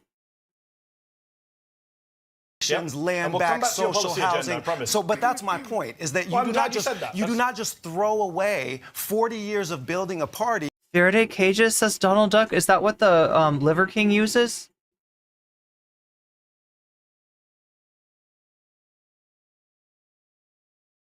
What if you could make a Faraday cage for yourself, though? You could just build a giant Faraday cage, and you could just, like, live in it, and you could put nice little wood chips at the bottom, like soft wood chips, and you, like, lay down in the wood chips like a little gerbil or a weasel.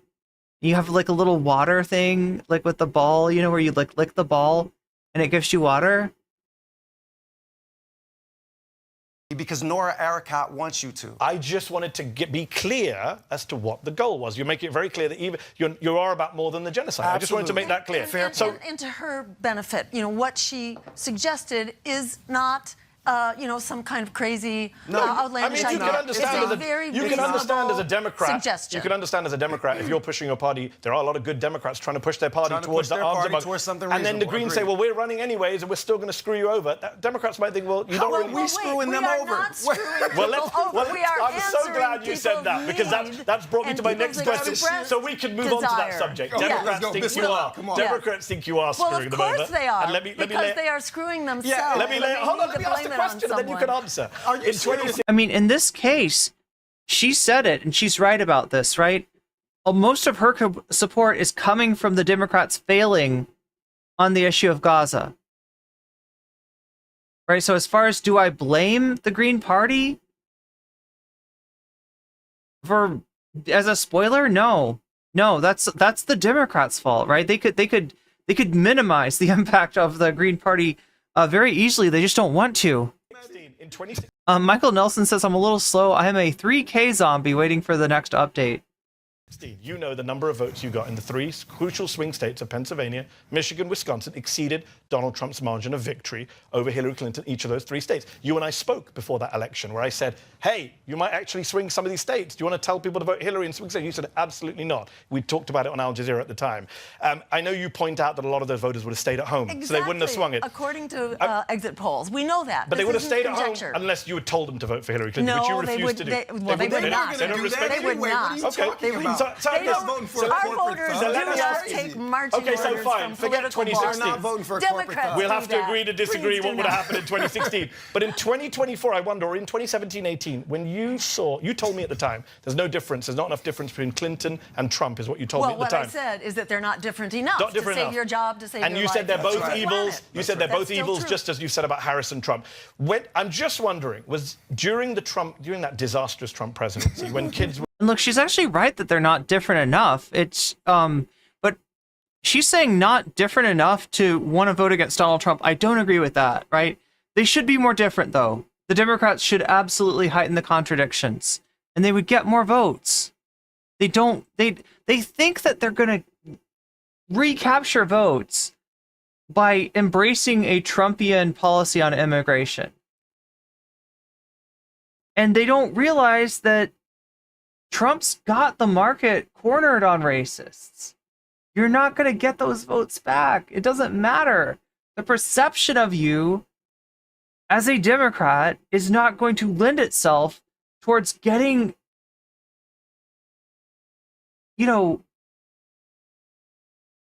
racist, nationalist assholes to vote for you. Even if you embrace a racist nationalist policy. being kidnapped from their parents at the border, when people were dying en masse from COVID, when he was praising Nazis, doing domestic terrorism, as Butch says, did you ever at any point say, maybe I got that one wrong? Oh, no. It's just that we needed to have given the American people a greater choice here, and we need to have been heard. We're not going to... Remember, Trump voters are basically people who are voting against Democrats, against Hillary Clinton, against Joe Biden. That's where that came from. That's not necessarily true. I mean, there is a reaction against the system that Trump's been able to capture, maybe the most low information part of people concerned with that.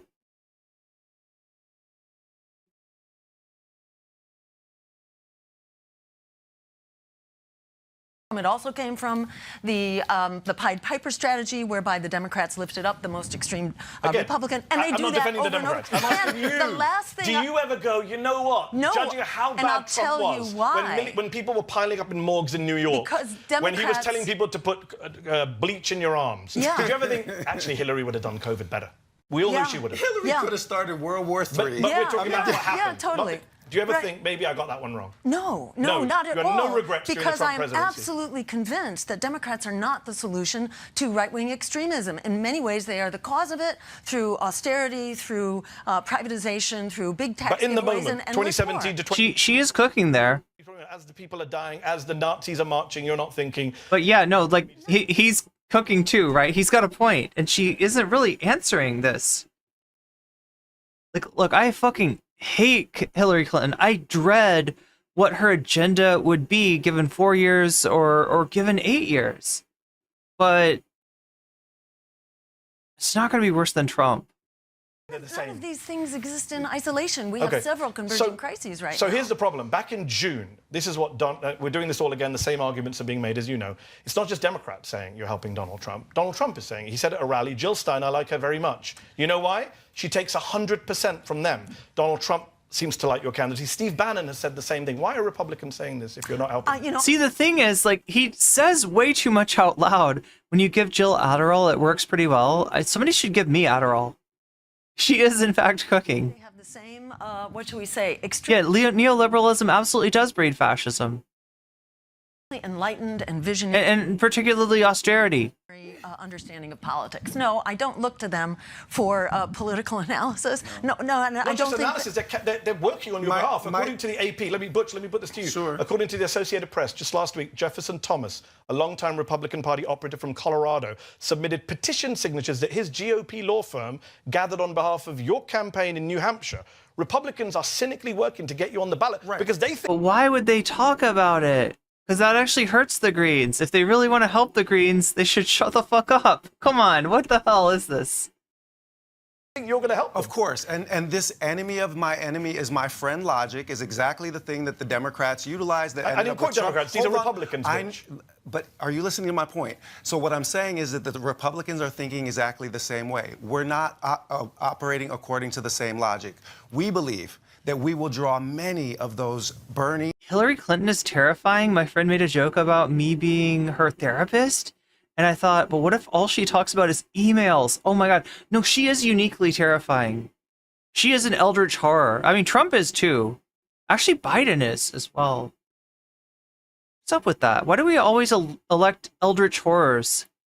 Horrors, just so I'm really clear what I'm saying and not mistaken as saying something else.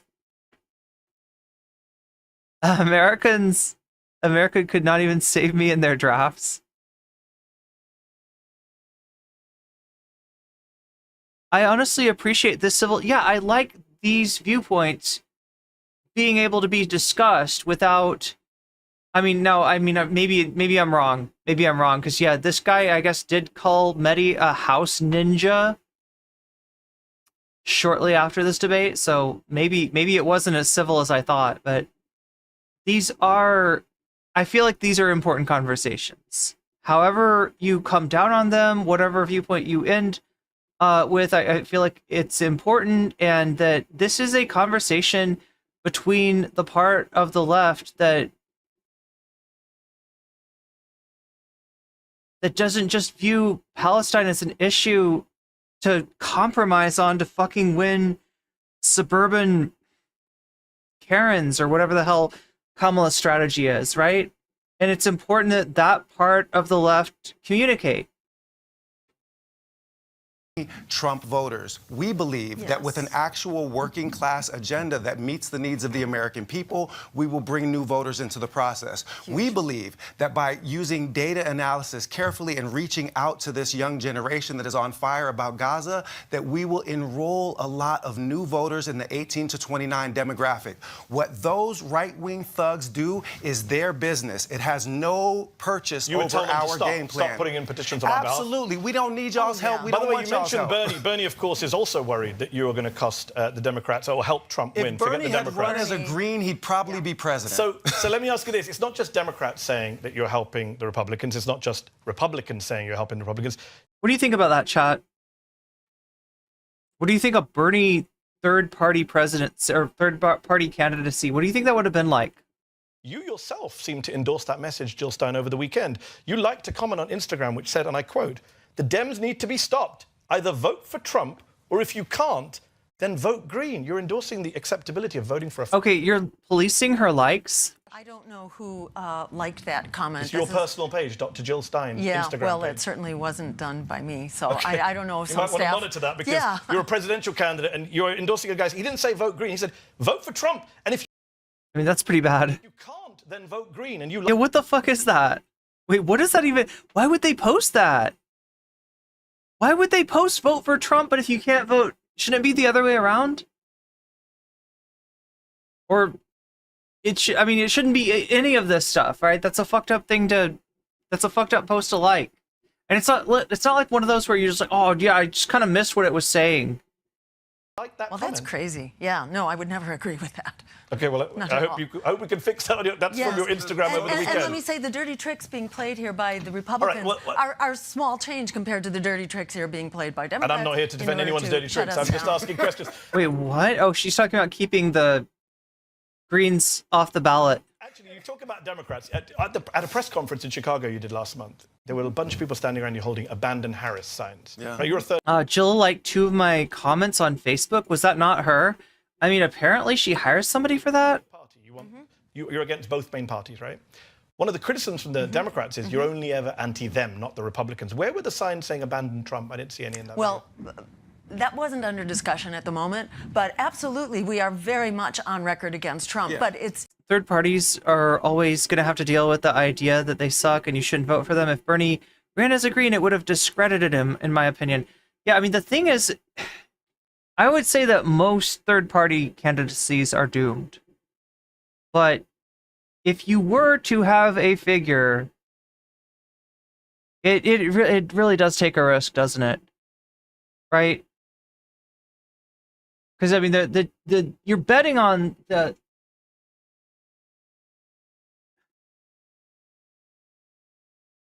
Yeah, it really does make it likely for. I mean, the only way to really do something like that would be if somebody that was popular in the Democratic Party were to run third party and thus, I don't know. No, the Democrats are never going to endorse a third party, though. That's never going to work like that.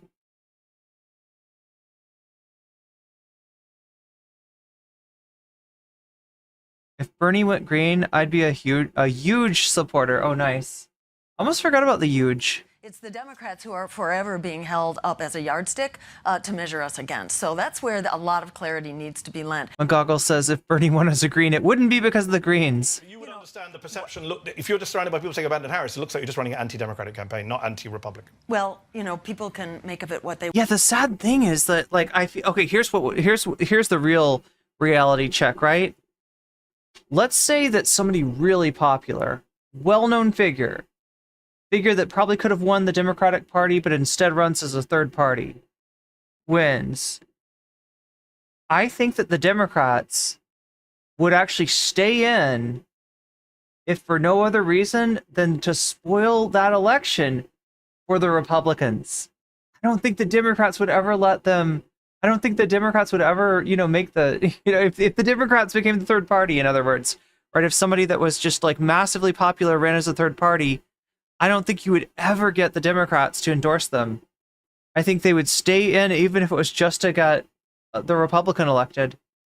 But we are very clear.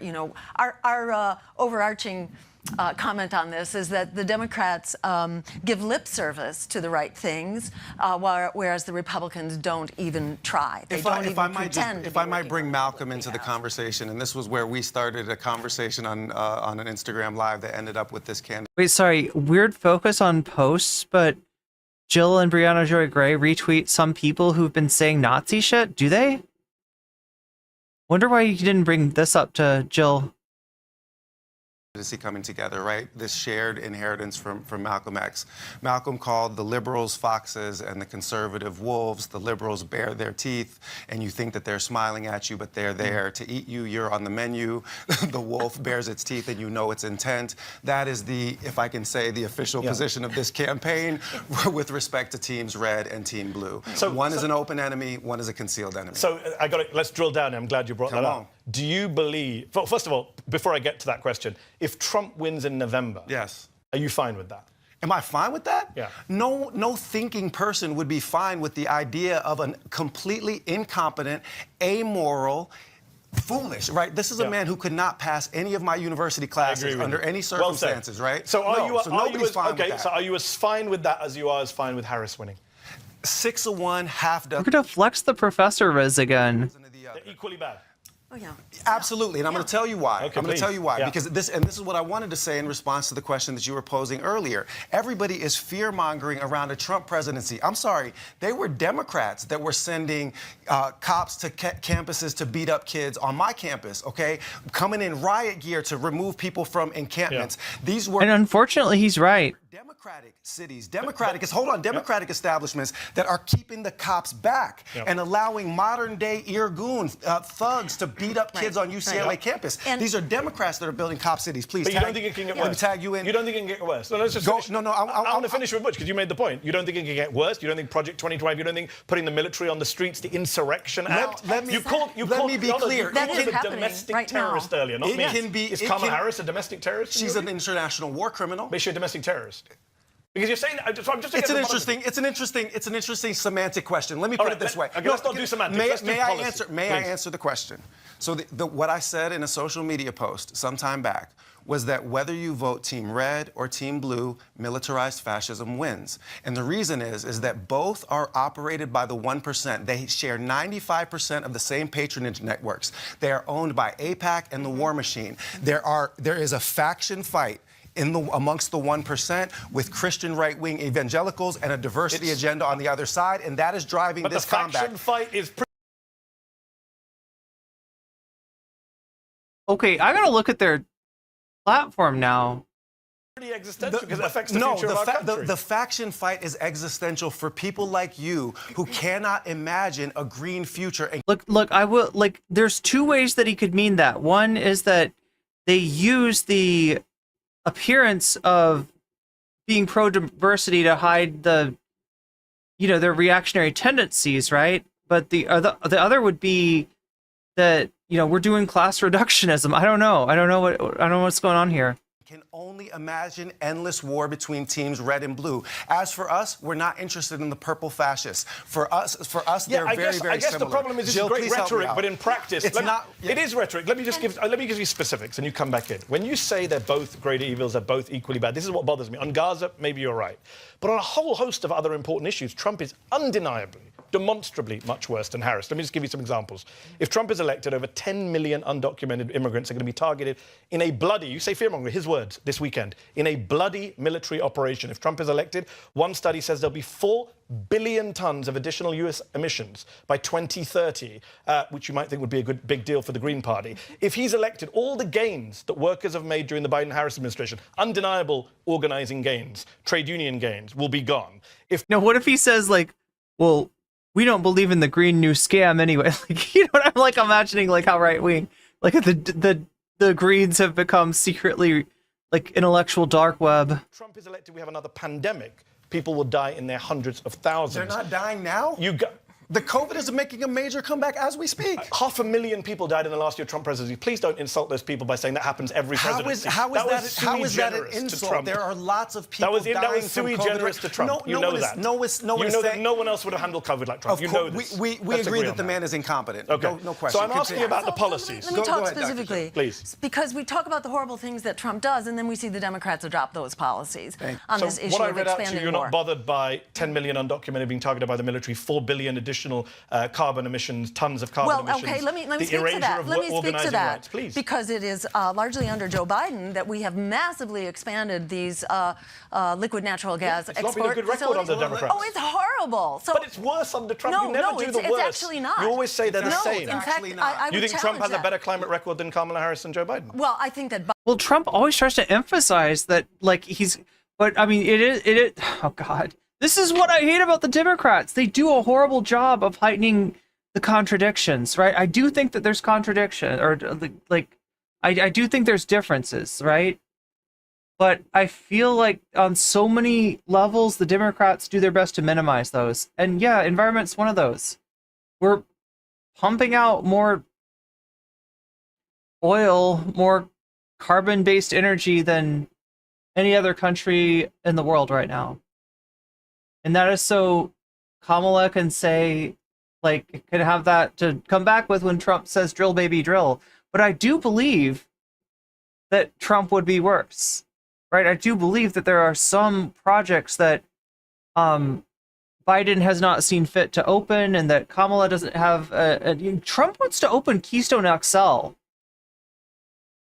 Biden exceeded Trump in terms of fossil fuel emissions. And he's got this weird fear of windmills. And the same is true for Obama having exceeded Bush. So we hear the man a lot. says climate change is a hoax, and you think he's the same. It's not about the rhetoric, it's about the policy. Okay, so what is the Trump policy for the environment? To pull out of the Paris Climate Change Agreement, to increase oil and drilling. Okay, nonetheless, that was his policy. To deregulate. And yet Joe Biden, who came in saying not... Randall Smith says China is #1 on carbon emissions, USA is second.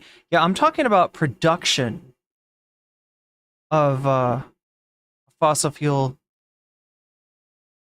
Not another acre of public land. You're confusing me with the wrong person. I'm not a defender of Joe Biden's climate record. Well, let me read to you. Let me read to you what Michael Mann says. Now, every time I ask you something, that somehow Trump is terrible and the Democrats are good. So I'm simply trying to school Jill Stein, you. I am trying to school you to get beyond the rhetoric of the Democrats. You said I say everything the Democrats say is fine. Donald Duck. You should really watch this show, see the guests who come on the show. What you said is democracy. No, I'll tell you what I'm saying. I'll tell you what I'm saying. I'll tell you what I'm saying. This is exactly what I'm saying. Michael Mann, you know Michael Mann, he's a professor of climate science. And a diehard Democrat. At the University of Pennsylvania. Yes, and a diehard he says the Democrat. climate, I'm sure, that's the kind of thing Donald Trump says. He's a scientist. The climate is a great example of the perfect being the enemy of the good. With Harris, he says the record's not good. We have a fighting chance. With Trump, it's pretty close to game over. We have a fighting chance when we get out and make a fighting chance. Under Richard Nixon and his very conservative Supreme Court, we were active on so you think you could organize under Trump to get climate action? You can. Well, not only climate action, on peace action, on anti-genocide action. While he invokes the Insurrection Act, shoots at protesters. Movements go to die under Democratic You think there's rule. going to be free? Wait, is she defending Trump? Well, we haven't seen them under Democrats. Under Democrats, these movements go silent. So massive. That's so. So you think you could close to game? That's the kind of thing Donald Trump says. He's a scientist. Okay, this is exactly what I'm saying. This is a weird time for me to have my cord slip out of my headphones. Michael Mann, you know Michael Mann, he's a professor of climate science. And a diehard Democrat. At the University of Pennsylvania. Yes, and a diehard he says the Democrat. climate, I'm sure, that's the kind of thing Donald Trump says. He's a scientist. The climate is a great example. That's the kind of thing Donald Trump says. The perfect being the enemy of the good. With Harris, he says the record's not good. We have a fighting chance. With Trump, it's pretty close to game over. We have a fighting chance when we get out and make a fighting chance. Under Richard Nixon and his very conservative Supreme Court, we were active on so you think you could organize under Trump to get climate action? You can. Well, not only climate action, on peace action, on anti-genocide action. While he invokes the Insurrection Act, shoots at protesters. Movements go to die under Democratic You think there's rule. going to be free protests under a second down. Trump term? Well, we haven't seen them under Democrats. Under Democrats, these movements go silent. We saw massive record protests for Gaza in this city. We saw. You think Donald Trump's going to allow that? He's going to deport people. We saw university presidents being But deposed did we not see for saying record simple protests, things. though, in this city? Listen, absolutely. we absolutely saw protests. This is a very and we strange saw argument. Your argument is Democrats are bad, which I agree with. Therefore, Trump can't be worse. Yes, he can. No one is He can invoke the Insurrection Act, Hold on one second. The which Democrats Harris is Mehdi, not. now this is a plain character. You're both talking at the same time. One of you picks. Okay, may I? Yeah. No one is saying that Trump cannot be worse, but Sounds like you both are saying that.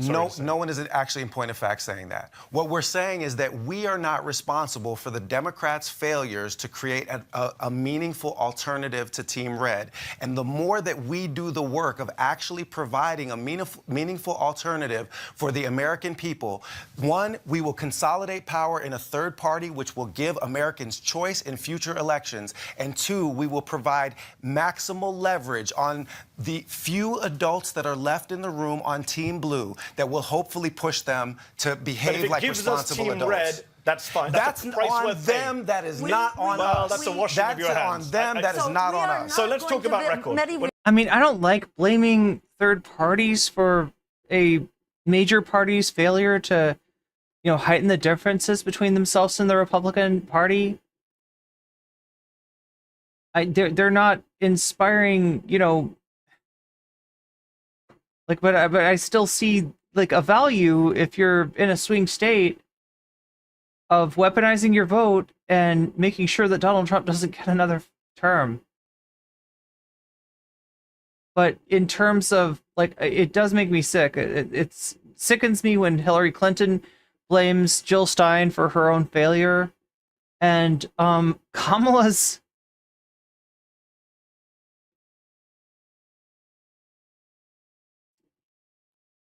making mistakes too. And if she loses, it's not going to be because of Jill Stein. It's not the fact that Jill Stein is even able to get this many votes is an impeachment of the Harris campaign. And like I said, since she picked Waltz, right, that gave a lot of us hope. And I'm thinking now it looks like false hope. I still, you know, want for Trump to lose, but I don't think she's doing a good job of making that happen. I think she's got sort of she's moving in the wrong direction. She's not understanding what gave her the ability to come from nowhere to be beating Biden and Trump in the polls. We're not going to build an alternative overnight. We're going to have to build it. Right. And that may mean getting to 5%, then 10, and I'm going to come back to that point later in the interview, which we're running out of time on. And what is really clear is that we are headed over the cliff right now, very clearly under Democrat policies, as well as Republican. Wait, seriously? Hillary tried to accuse Bernie of being a Russian asset too? And I think we're guaranteed over the cliff if a fascist comes in, a domestic terrorist, to quote Butch. So, Jill, let me talk about some record stuff, because let's put Donald Trump to one side for a moment. Let's talk about your record. We talked about how good your record has been on Gaza and how many Palestinians like you. But a lot of Syrians would say your record was as bad on Syria as it has been good on Gaza. Now you oppose a genocide, then you were indifferent to a genocide. May I clarify? I feel like I'm too nuanced here, but my actual viewpoint is that I wouldn't vote for the Greens. If I was in anywhere close to a swing state, I would definitely weaponize weaponize my vote against Donald Trump. But I don't think that the Democrats losing votes to them is their fault. The Democrats losing votes to them is a sign that the Democrats are fucking themselves over. Finish the question, and you can. You said in November 2015... If that makes sense, right? As Assad and Putin were massacring Syrians in their tens of thousands, quote, the US should be working with Syria, Russia, and Iran to restore all of Syria to control by the... Hasan interviewed Claudia de la Cruz or other third parties. If you're going to do this, it's framed like Greens are a singular vanguardist left party. Well, I mean, the other thing about the Greens is that they've actually gotten a decent portion of the vote, from my understanding, this year. So they're trying to sort of use that, like, you know, we're the ones that people are coalescing around. But yeah, we saw one debate with Claudia de la Cruz, I believe, and I was impressed. I don't know that much about her or her party, but I liked what I saw. Government. That's the Assad government. That was an unapproved statement, which was taken down the moment it was... You seem to have a lot of things online that you don't approve that go out. We just talked about Instagram. Number two pretty big. Really? An endorsement of Trump and a support of genocide? One from 2015 and an Instagram like? Come on, man. Be serious. Yeah, really. Be serious. And this was all of one sentence in a press release that got posted on a website. I never, ever said anything in support of Assad. You picked a running mate who was a supporter of Assad. The predecessor to Butch was a guy called Ajamu Baraka, who suggested Assad's election victories were legitimate, and then went on a trip to Syria to see Assad, to go with a bunch of pro-Assad activists. That was your running mate. You can understand why Syrian Americans were a little bit upset with you. Well, that was not a statement on my behalf. I have not been to Syria. I have not said a thing in support of Assad, and we clarified immediately, it was covered by The Hill, that that was a mistake. We took it down, we apologized for it, and made clear that we strongly support the sovereignty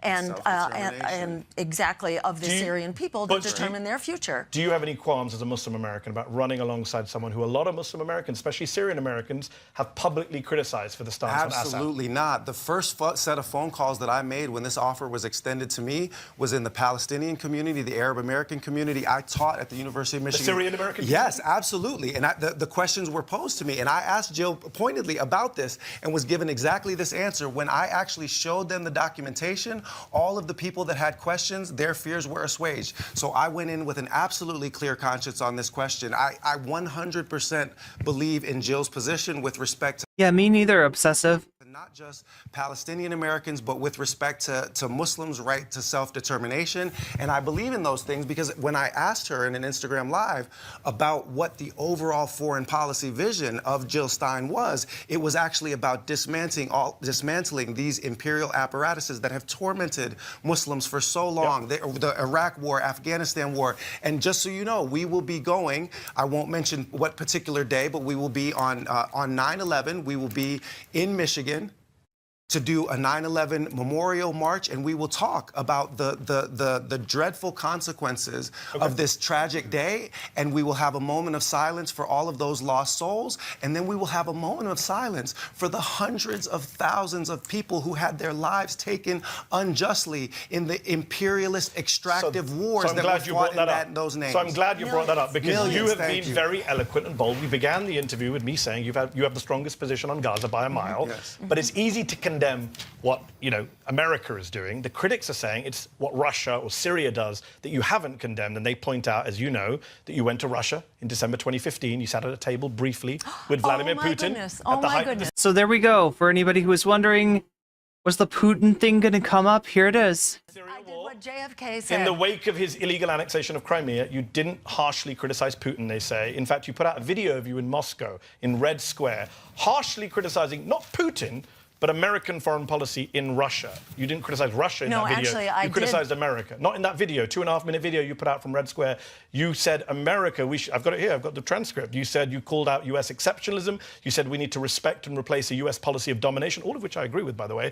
But in Moscow, shouldn't you say something about the Russian imperialists? Well, and in fact, I did. And had the speech not been taken down, it lived on the internet, on the RT channel. My remarks. See, that called out the statement, Russian policy. Let her finish. Yes, I actually did call that out. And go ahead. Yes, it is a Clinton hit job. And that video was a posting on social media. The actual purpose of that visit was to address a conference of media from around the world. Well, it was a Russia Today conference, which is a propaganda channel for Putin. I mean, well, it was some neutral yes, conference. in the same way that the BBC is a propaganda channel for the the UK. MSNBC is a propaganda channel. It's not the same way. We all MSNBC is a propaganda channel for Team Blue. We have our but aren't the American Love it or leave it, says Gary DeForva. Is that a John Lovett reference? Propaganda they're going to I'm listen not saying to. you shouldn't. I'm not saying you should be banned from that. I'm just wondering why you went. When our corporate media will not cover us, yes, then we do have to embrace whatever media we can get. And you didn't feel you should criticize Putin while he was there? Actually, I did. To his face? She did criticize Yes. Putin. What did you say to him?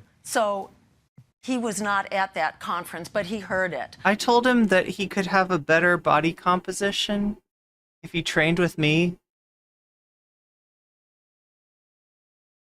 I told him that he didn't carb cycle properly.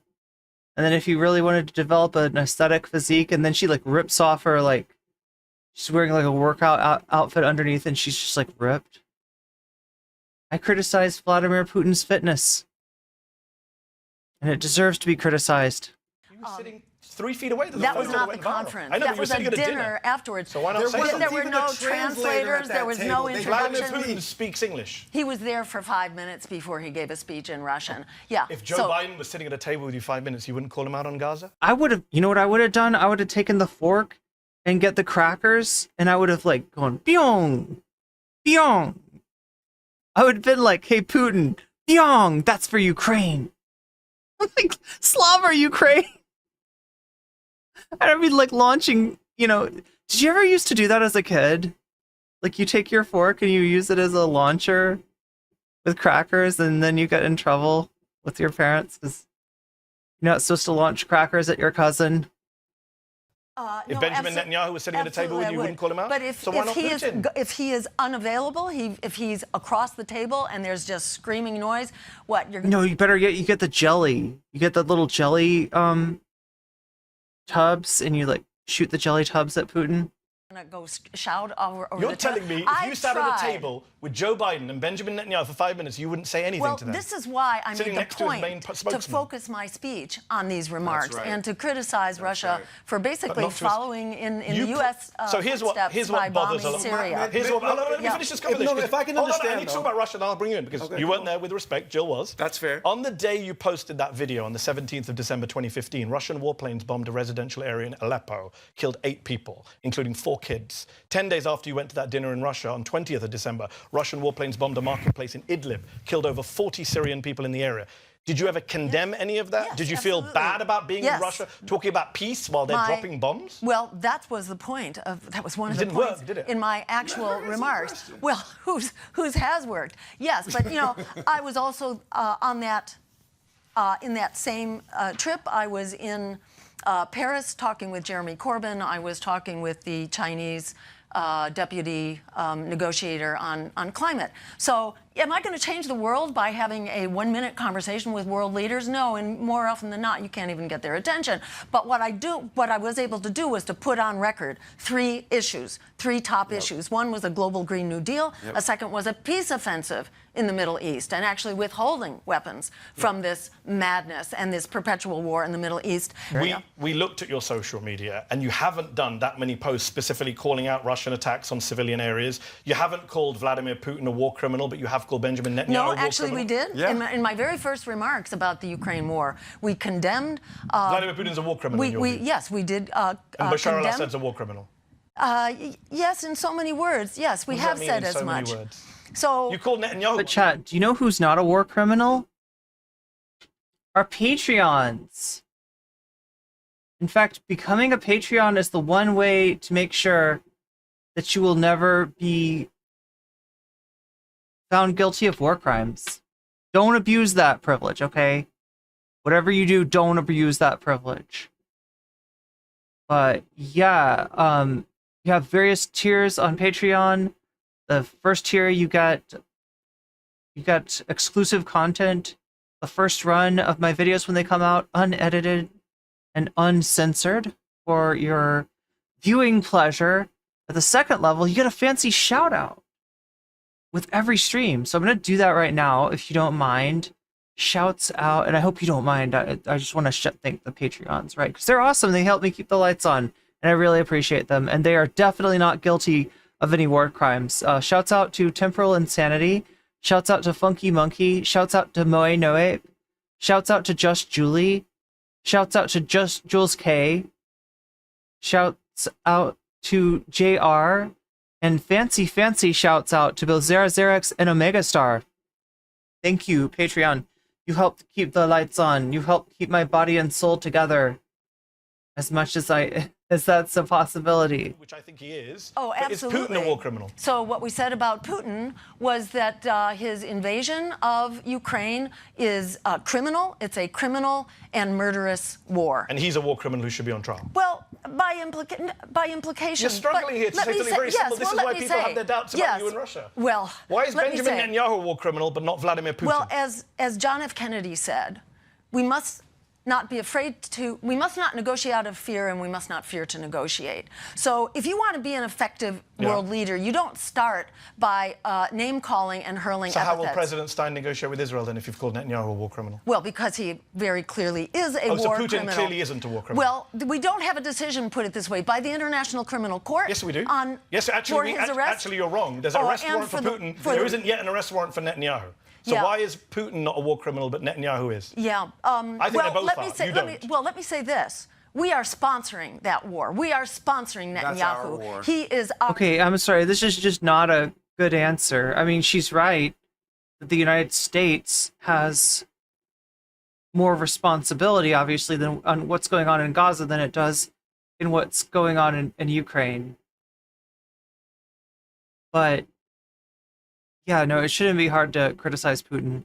dog in this fight. That is why we have a responsibility No disagreement to from pull me at him all. back. But that With does Russia, not answer it's- my question. With Russia, it's Whether far we more sponsor them or not complicated. is irrelevant. Either you're a war criminal or you're not. Is Actually, Vladimir Putin a hold war on. criminal?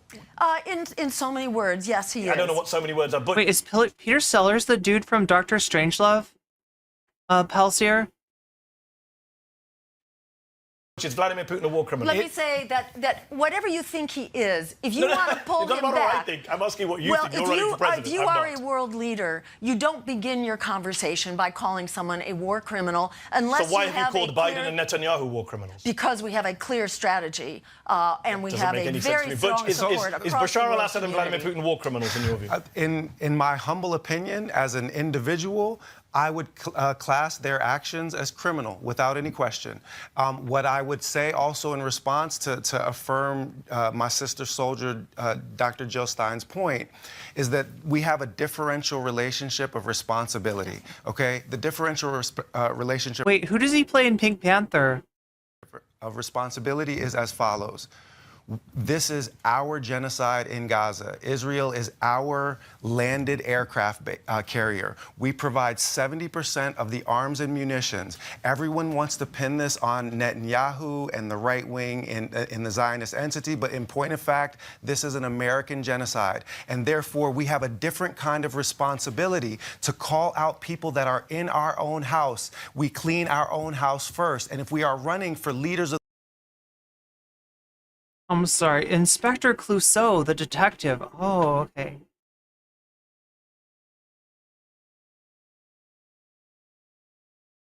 Like, what the fuck is he saying? We have a special duty to call out our own. No, you don't. You're not the Biden administration. You're not the Harris campaign, right? What the fuck is that? This is another thing that annoys me about the Democrats, is they're always like, well, whether it's Democrat or Republican, it's still the American government, and it's really great. Like, I don't know, it's just like, some of them about that seems like the idea of this continuity. Well, yeah, because the Democratic administration facilitated what's going on in Israel, so therefore, what, we can call Netanyahu a war criminal, but we can't call Putin a war criminal? I mean, that's not a hard determination to make. The free world, as you say, without the qualifications, then there is no point in pissing in Vladimir Putin's cereal. Okay. That sounds based, though. Yes, piss away. Go piss. Go piss in his cereal. Hell yeah. Yeah, I mean, like, look, I'm really ready to flick condiments at the guy. You know, if I sit at the dinner table with him, like, I'm not going to cause a scene. I'm not going to start a fight. I'm not going to, like, look up curse words in Russian, but I'm going to definitely flick some, you know, table condiments at the guy. And can I add that we have ginned up that... Can we just fuck off with the politics and watch classic movies? I mean, I've got a lot of catching up to do. I don't know cinema. I feel like the Vanguard knows cinema, but I don't know cinema at all.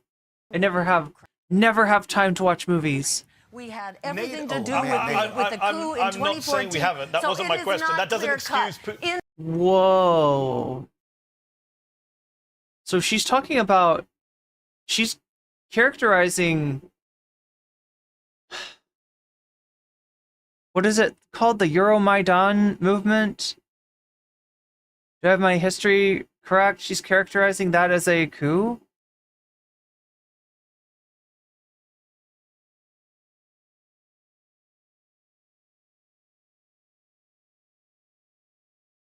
Yeah, it is pretty strange. There is a strange difference there. Wait, a movie has Donald Sutherland and Ted Cruz in it?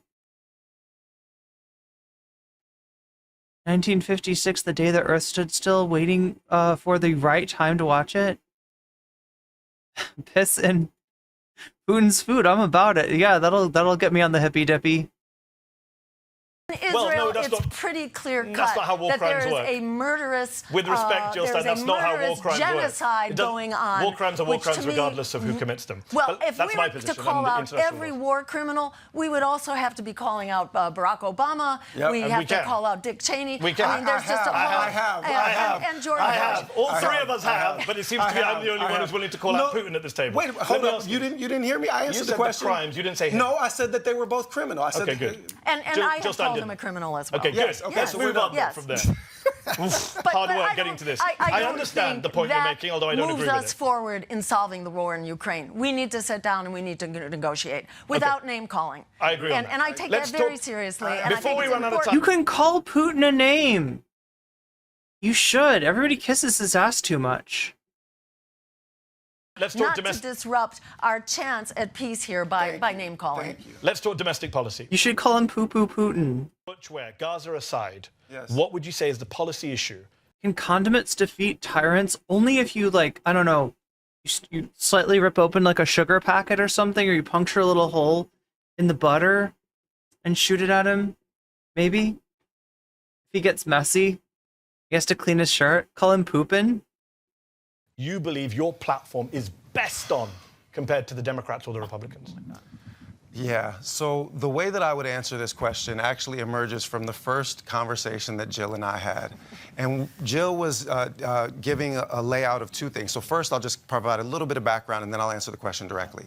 So I had just made a post about Kamala Harris and how Kamala Harris had been asked a question about reparations, and she danced around the topic for a full 2 minutes, and then she said specifically, I will never do anything that only helps black people. That's the way that she said it. So I asked Jill about reparations, and Jill said they act as though it's an incalculable amount, but it's been calculated many times by specialists. It's between $10 and $13 trillion US, and I'm in favor of cash payments to the descendants of the enslaved.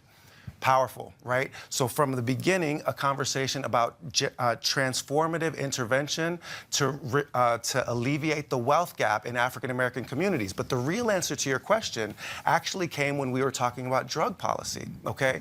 And when Dr. Jill started to talk about how we treat the drug crisis in America now as a Green Party, as a public health problem rather than a problem to be solved by the carceral state, I mentioned the fact that my wife is Mexican-American because Jill said that if you actually legalize these substances, you disempower the cartels in Central America that are responsible for all of these political assassinations. You take away a lot of the push factor that is involved in the so-called migration crisis. And immediately my head starts to turn and I'm like, oh my God.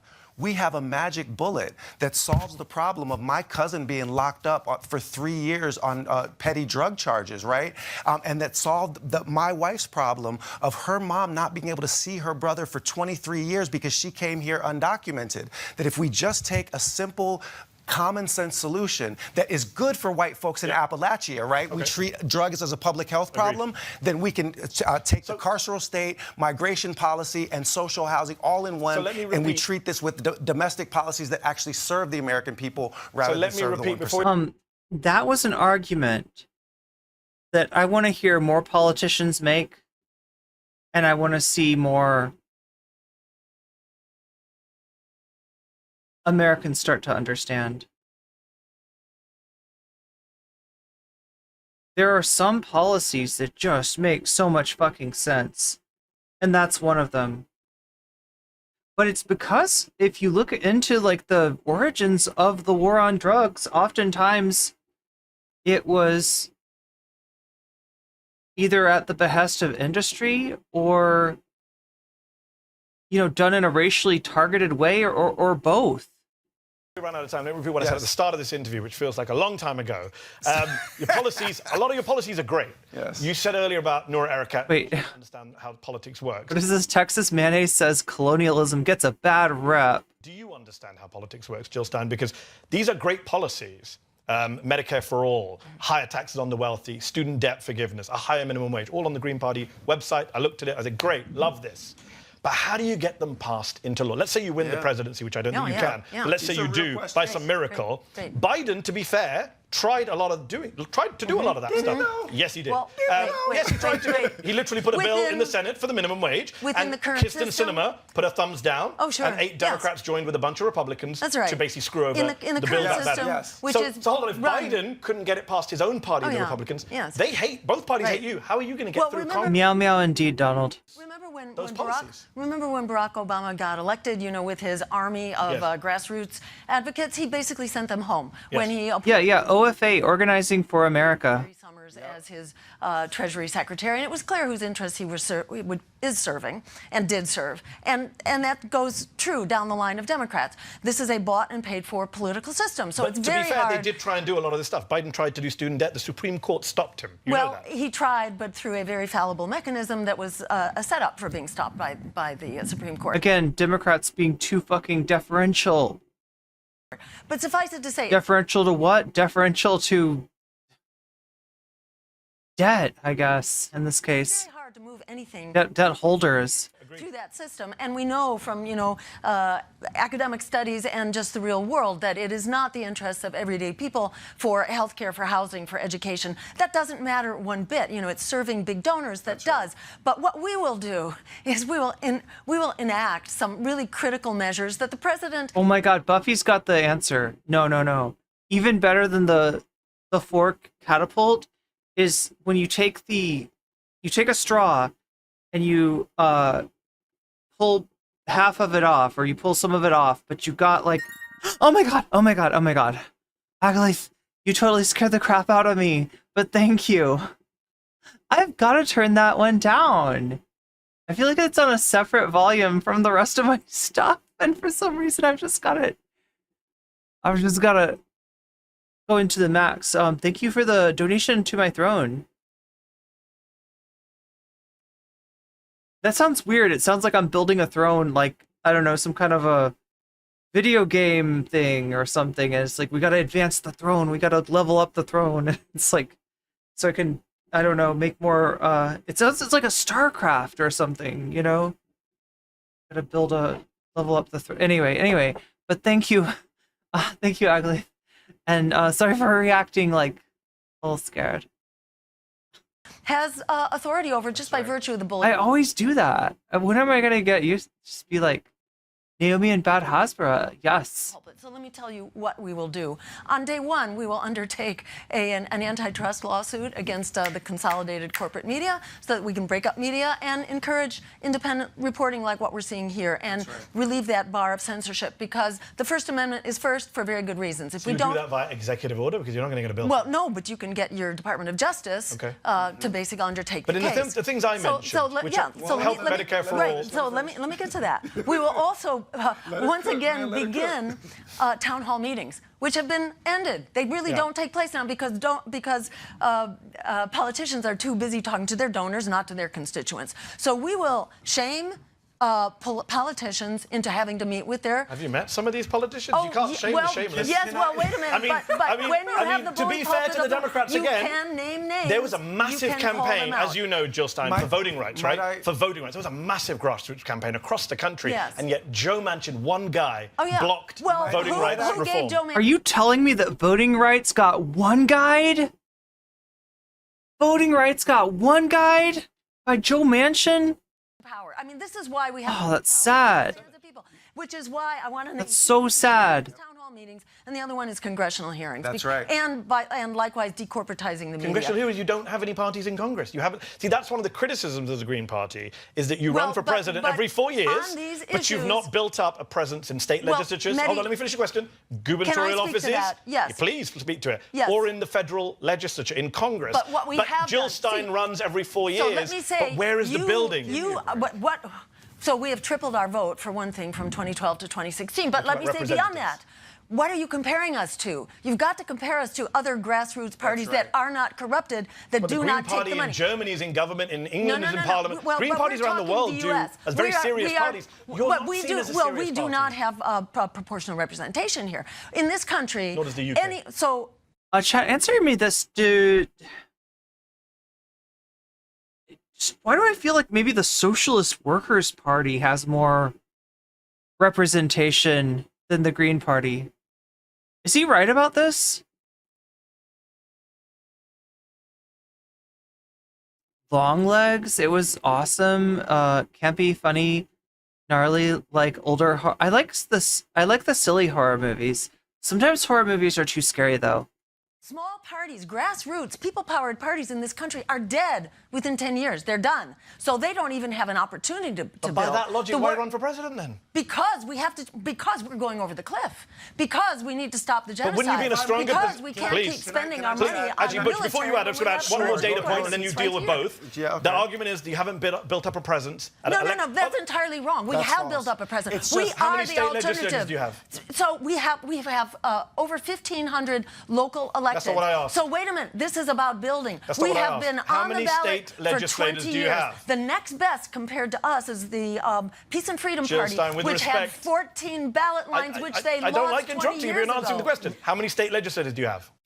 So we have Let her had a answer the couple. question. We have had a handful. But right now. But let's say we need to stop the Democratic Party from throwing us off the ballot. Okay. We need to stop the Democratic Party. So let me add from a data hanging on point, to and then our bring in public Butch, who's funding. waiting patiently. We can fix this, but we need to get the word out, because when we do get the word out, we'll the put public you here resonates. for an hour to get the word out. And we need to multiply this 1,000 times. Understood. That's right. So, That's Butch, right. And this is how Butch, we the get argument there. is you don't have any members of state legislatures, you don't have any members of Congress, you don't have any governors. So even if you were Maybe somehow this to is get how we into get the there. presidency, you don't have that organized elected movement that you need. You can't just have people on the streets, you need lawmakers. And you've joined a party which has shrunk over 20 years. Yeah. You had the Green Party had 319,000 members in 2004. Yeah. Today it has 245,000 members. Instead of growing, you've shrunk.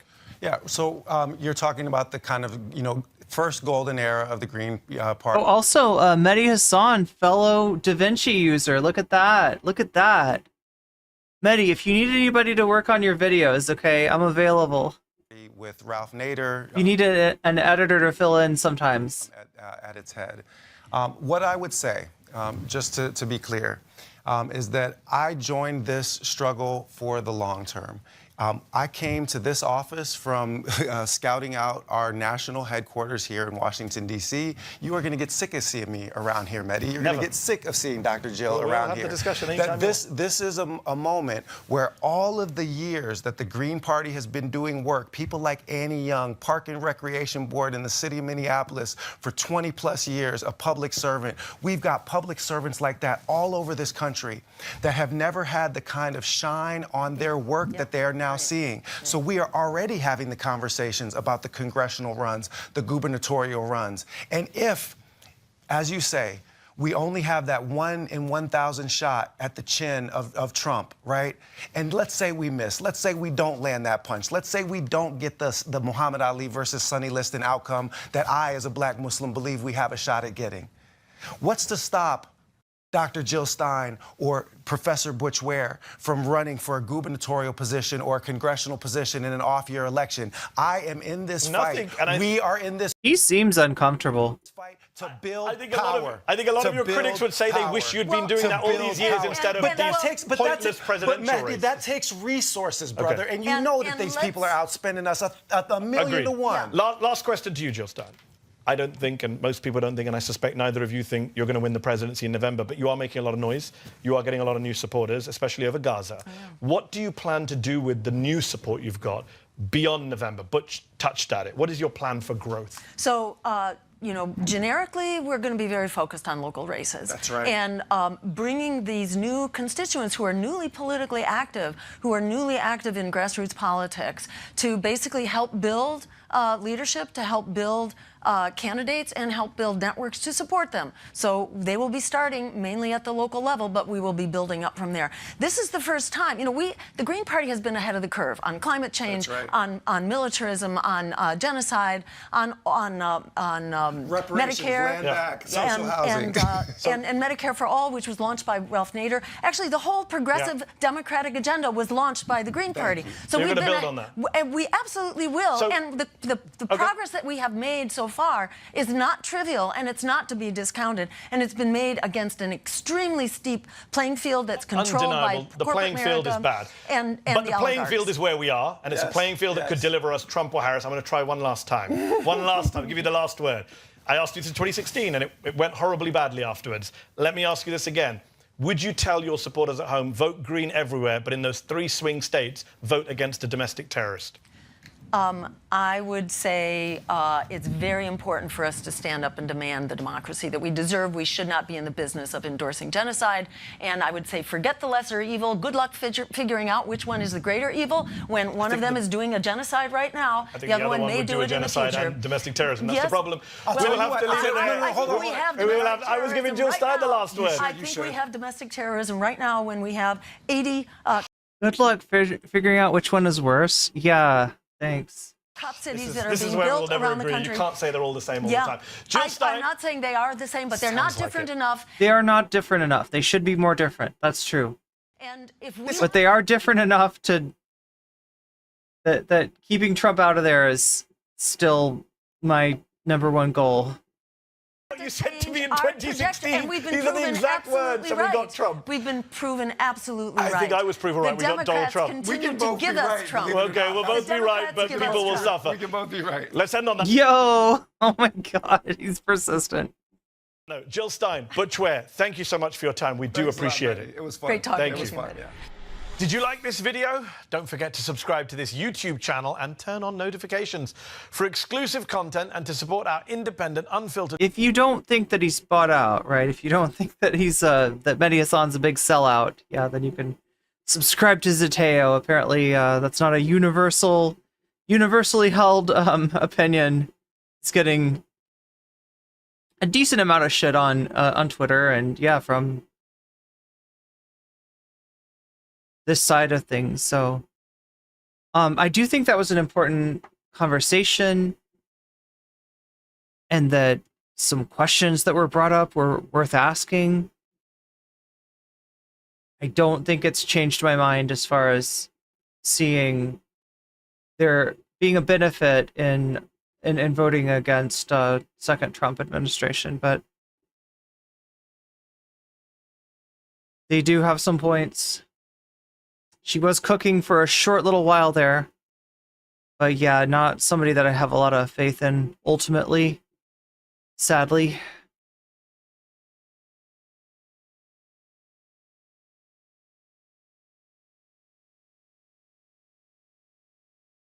As far as the poll goes, Sam Cedar's at 48. Oh wow, it totally changed. Look at this cute cat video. It's in second place now at 19%. Naomi Klein in third place. Michael Brooks in last place? No way. We'll have to bring that back again tomorrow and see if it does better.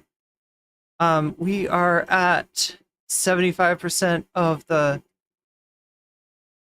donor goal, with 23 extra going to Sam Cedar and 10 extra going to Naomi Klein. Again, if anybody donated and you didn't get your donation counted, let me know, and I'll be more than happy to put it up there. Again, chat, really massive apologies about being so late to stream. I was supposed to stream yesterday as well. Many of you noticed my absence, and I apologize about that as well. I had some stuff that I needed to take care of that came up and took precedent, but took... What's the right word? Priority, yes. Yes, it took priority. But yeah, I wanted to make sure to not go today without streaming, and I'll try to get more videos out to you as well.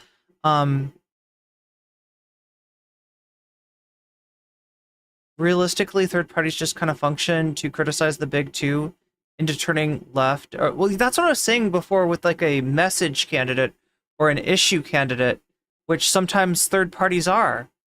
But that's not, anything that Jill Stein or the Green Party seem to have any interest in. They value their place on the ballot higher than, any potential ability to get the Democrats to do the right thing in terms of Israel-Palestine.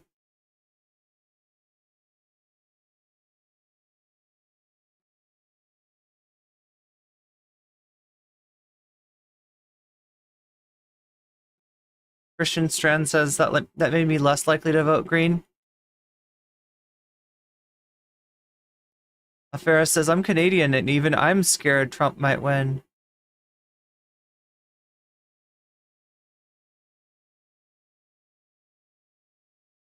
Chargoon says, I don't know. I don't foresee people being less supportive of this genocide, further dehumanization of Middle Eastern folks after Trump boots everyone off the healthcare plans. That's not going to happen. Good point.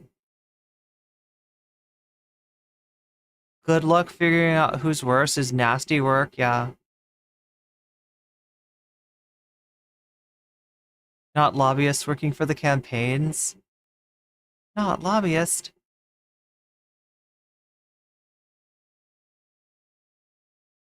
Oh, Republicans are governed, yeah. They own the House right now.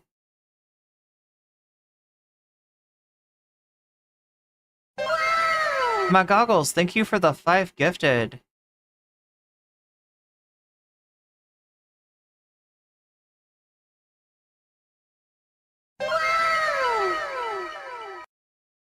Joseph Winnie, you just got weaseled.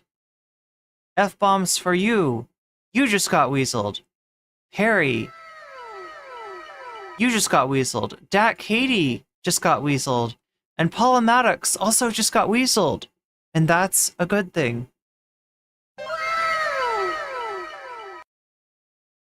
The American Greens are more like activists than those who could govern it. Yeah, at a federal level. Euro Greens are way different, but I'm critical of them as well for certain things they do. Yeah, I've heard different things about different Green parties. And unfortunately not all good.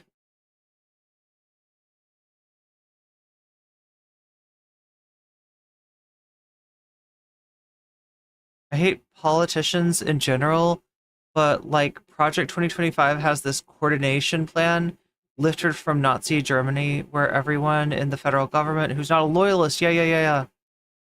Well, yeah, they figured out why Trump wasn't able to corrupt the American government the way that he wanted to last time, and they're fixing it, right? And there's no guardrails this time. All the people that were part of the Trump administration that ultimately tried to curtail some of his more authoritarian tendencies, they will not be around for a second term. I think the American Green Party exists specifically to siphon votes away from Democrats just to help the Republicans get in.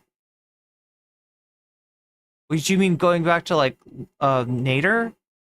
McGoggle says, Sam Cedar versus Loner Box. Okay.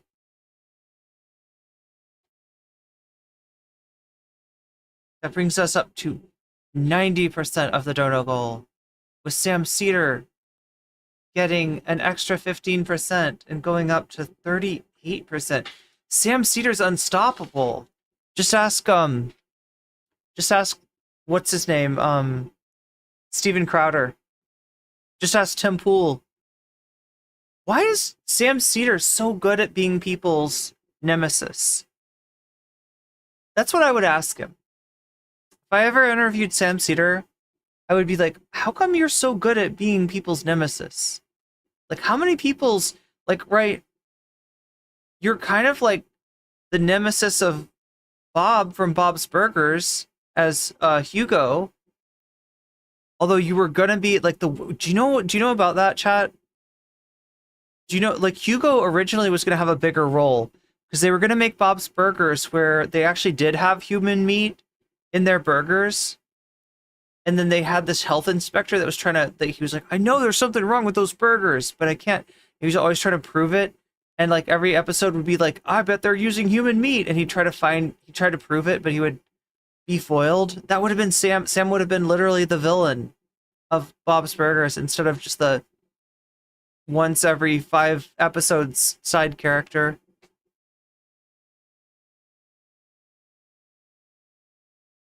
I kind of like the Sweeney Todd script. That might have been good.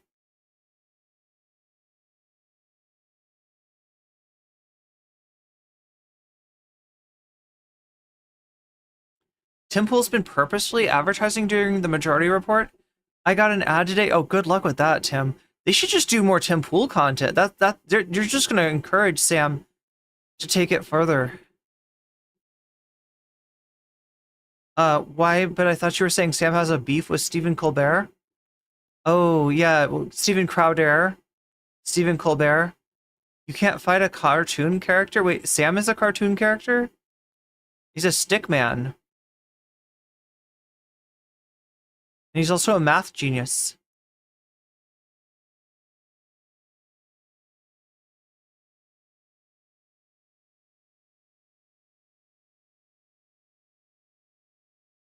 We were both thinking about Sweeney Todd. Yeah. No, but I mean, I love that idea that they're like these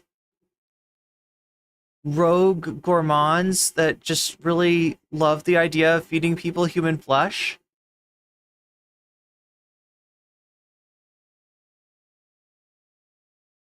And they're just like, they're devil may care about the whole thing. Tim Pool calls anti-genocide protesters woke 3 months from now, which is going to be different than 6 months from now. So yeah, he's on his tort reform arc right now. He's tort maxing. Do you think that Sam's just there to mog, though? It's entirely possible. Tim Pool thinks he's Eminem from 8 Mile. That's hilarious. I would love to see Tim Pool try to... He would definitely be, like, the guy to vomit during a, Eating Raoul? Wait, where have I heard of that? Is that an Adam Sandler movie?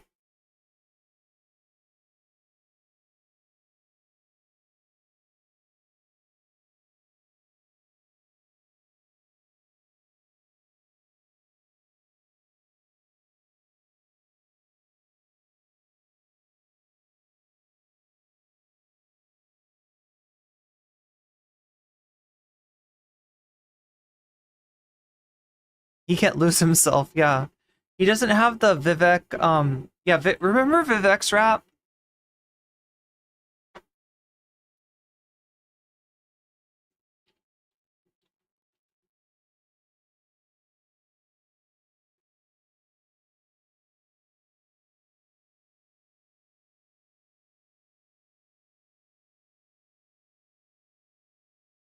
As Ron DeSantis sinks. Oh, no. Explain that, Mr. Ramaswamy.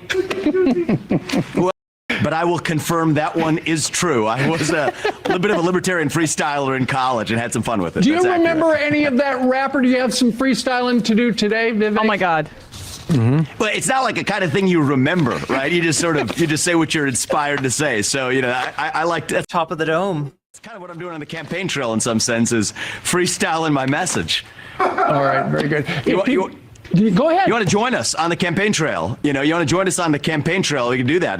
I often open up. I say, my name's Vivek. It rhymes with cake. It ain't about thee. It isn't about me. It is about thee. The United States is about liberty. So Fox and friends, join us on the trail. You excuse me for a second. I gotta go take a pee. Oh. We'll have some fun. I'll see you out the trail.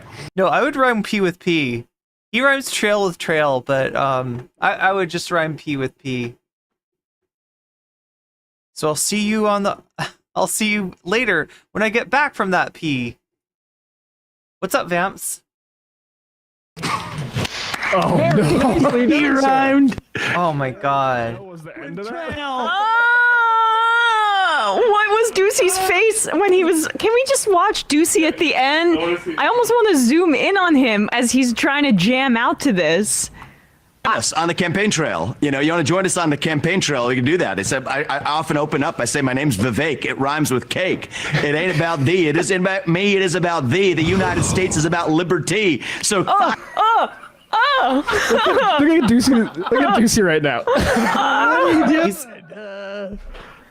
Some friends, join us on. Oh my God! Allow me to do some freestyle too. Okay. Yeah. Based on. My name is Sam. My name is Sam. That's I was able to rhyme Sam with Sam. Thank you. I think Ducey was confused. Like, it seemed like he started and then he got a little bit caught up and the meter sort of fell off. And I think Ducey didn't know he was being rapped at for a little bit there. But well, then it took me a moment to see what he was doing. He was saying, "Join us on the campaign trail, so you can be on the campaign trail." Yeah. So what's a libertarian rap entail, right? I'm trying to find. Oh, it's got to be like. I don't have gold chains. I have gold in my basement. I have gold veins. It also doesn't rhyme. I'm not pretending to be a freestyle rapper as Vivek is. It could be like, I don't have gold chains. I have gold in my basement chains. Yeah. All right. Maine. Oh, my gosh. God. I don't have big chains, but horny on Maine. I really thought he wasn't going to take the bait at first. No, I'm sorry. That would be RFK Jr. That's horny on Maine. Like he was, because, and I was like, serenading, see you out the trail. Yeah. A platitude of like, I'm sort of doing that on the campaign trail as we go out and talk about, and then he, like, I was like, this kind of he's warming up. He's warming up. Smooth. Like, you can get out of this potentially embarrassing moment. It's like when somebody talks to you in a language that you know, but you don't practice it. And it takes you a minute to be like, oh, geez, they are talking to me in French and I should answer in French because I know how if I can just get the words to come into my, it takes a hot second. And then he just couldn't help himself. Honestly, it felt like to me that they wanted this. Like they had fed this fact to Fox. Yes. And if Vivek thought that Ducey was supposed to say, will you do something? He got nervous. He got put on the spot. For us? And that, yeah, he probably did ask them to do, like, they probably did organize that. Yeah, Vivek likes to rap, so, we'll do some of that. Like, it was supposed to look like a moment where it was sort of pulled out of Vivek. But when I met RFK Jr. a few times, I didn't know he was the other thing about, there's a lot of people that didn't know how bad RFK Jr. was, including Sam, who used to be on a show with RFK Jr. and Mike Papantonia. Ducey didn't go there, and so Vivek was like, well, wait, before we sign off, let me do a couple. Because I'm looking for the raps right now, and they don't show up. And if this was a real thing that pre-existed this news segment and was no, I think it was a real thing. It was reported like the Harvard Crimson. It was like he would freestyle at Harvard. No, I don't know if they videotaped it. They just like, sort of interviewed him for it. He went by Devake, DA space VEK. Devake, and he probably went like.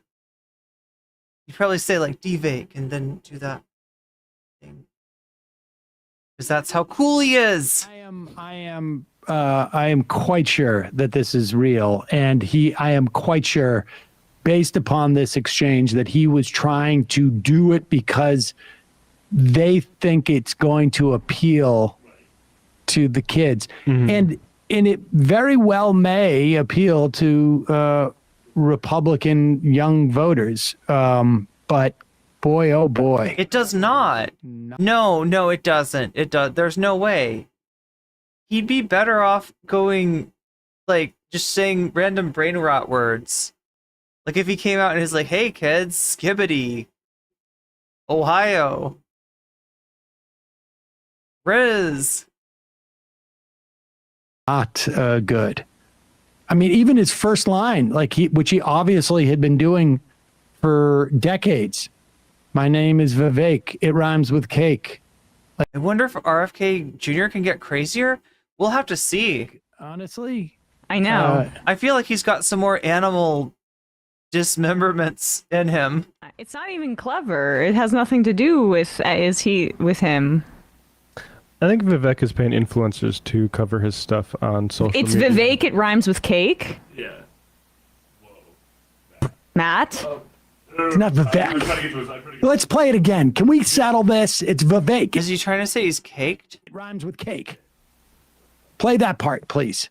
I often open up, I say, my name's Vivek. It rhymes with cake. It ain't about thee. It isn't about me. It is about thee. The United States is about liberty. So fuck. I hope that when I'm rapping, I don't make a mistake.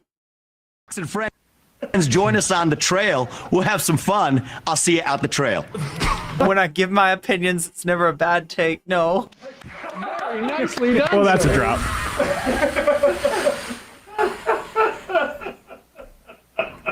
I like A1 with my steak. No, stop. I'm trying to think, maybe what could it be? Like if Fox and Friends, check your mail. We'll have you come out and join us on the trail. I don't know how that would have worked out for him. But so what that it rhymes with cake? He's on the take.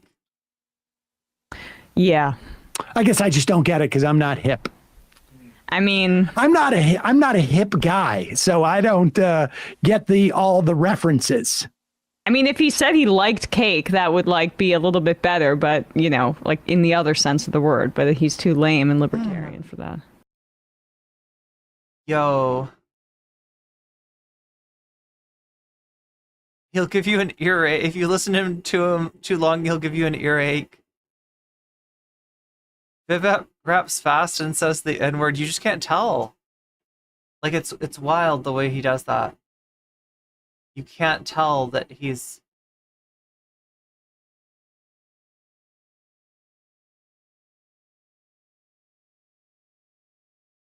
Oh my god, chat.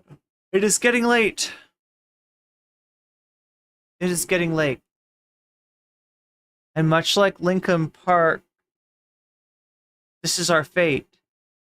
We tried so hard, and we got so far. But in the end, I mean, it kind of sort of mattered. So close to that, unlocking that Sam Cedar content, but maybe it's for the best? I don't know. Rap Satan.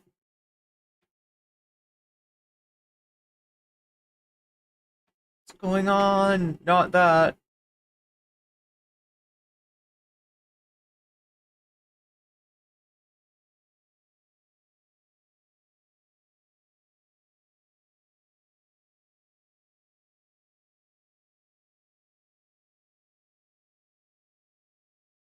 Yeah, thanks for coming over, and thanks for spending the evening with me. Just and again, sorry, chat, about like missing Wednesday stream and being so late to this one. I will make it up to you. I'm gonna be streaming a lot, all the way up until the election. I'm gonna be on a lot, so and hopefully try to get that content out to you more and more. I wanted to get this video wrapped and maybe put it out tomorrow, but I don't know if I'll be able to. Anyway, chat. Good night. It's probably for the best. I'm like not gonna give good. Yeah, if I reacted to the video now anyway, I would not give a good reaction. So it's probably better. But I'll see you again tomorrow, hopefully earlier. And if I get to sleep early, I'm not gonna get to sleep early, but at less late, then I'll be around tomorrow less late. So it's a win-win-win. It's a win-win-win. Oh my god, are you serious?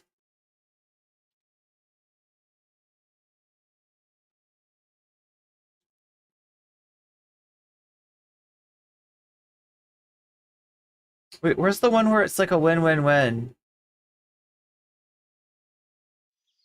Is it this one? 3 months from now, 6 months from now, 9 months from now. And I don't think it's going to be the same as it looks like in 6 months from now. And I don't know if it's necessarily going to be better 6 months from now than it is 3 months from now. But I think around 18 months out, we're going to look back and go like, wow. What? What is that going on? It's nuts. Wait a second. Hold on for a second. Sam, it's the infinite regress. Emma, welcome to the program. Hey. Matt! What is up, God damn it, Matt. Always drinking that sugar bomb. Nomi Key. You did it! Let's go, Brandon. Let's go, Brandon. Bradley, you want to say hello? Sorry to disappoint everyone. I'm just a random guy. It's all the boys today. Fundamentally false. No, I'm sorry. Women's... Stop talking for a second. Now let me finish. Where is this coming from, dude? But dude, you want to smoke this 7A? Yes. Wait, did I click on the wrong one? Is this not the one that has the win-win-win?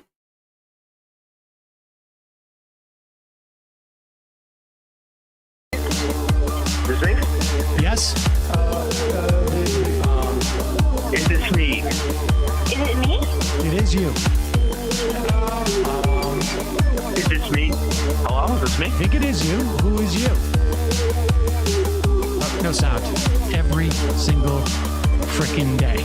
What's on your mind? Sports. We can discuss free markets and we can discuss capitalism. I'm gonna go Starlight. Libertarians. They're so stupid, though. Common sense says, of course. Gobbledygook. We fucking nailed him. So what's 79 plus 21? Challenge Matt. I'm positively quivering. I believe 96, I want to say. 857-210. 35. 501. 1/2. 3 8s. 9/11, for instance. $3,400. $1,900. 6, 5, 4, $3 trillion sold.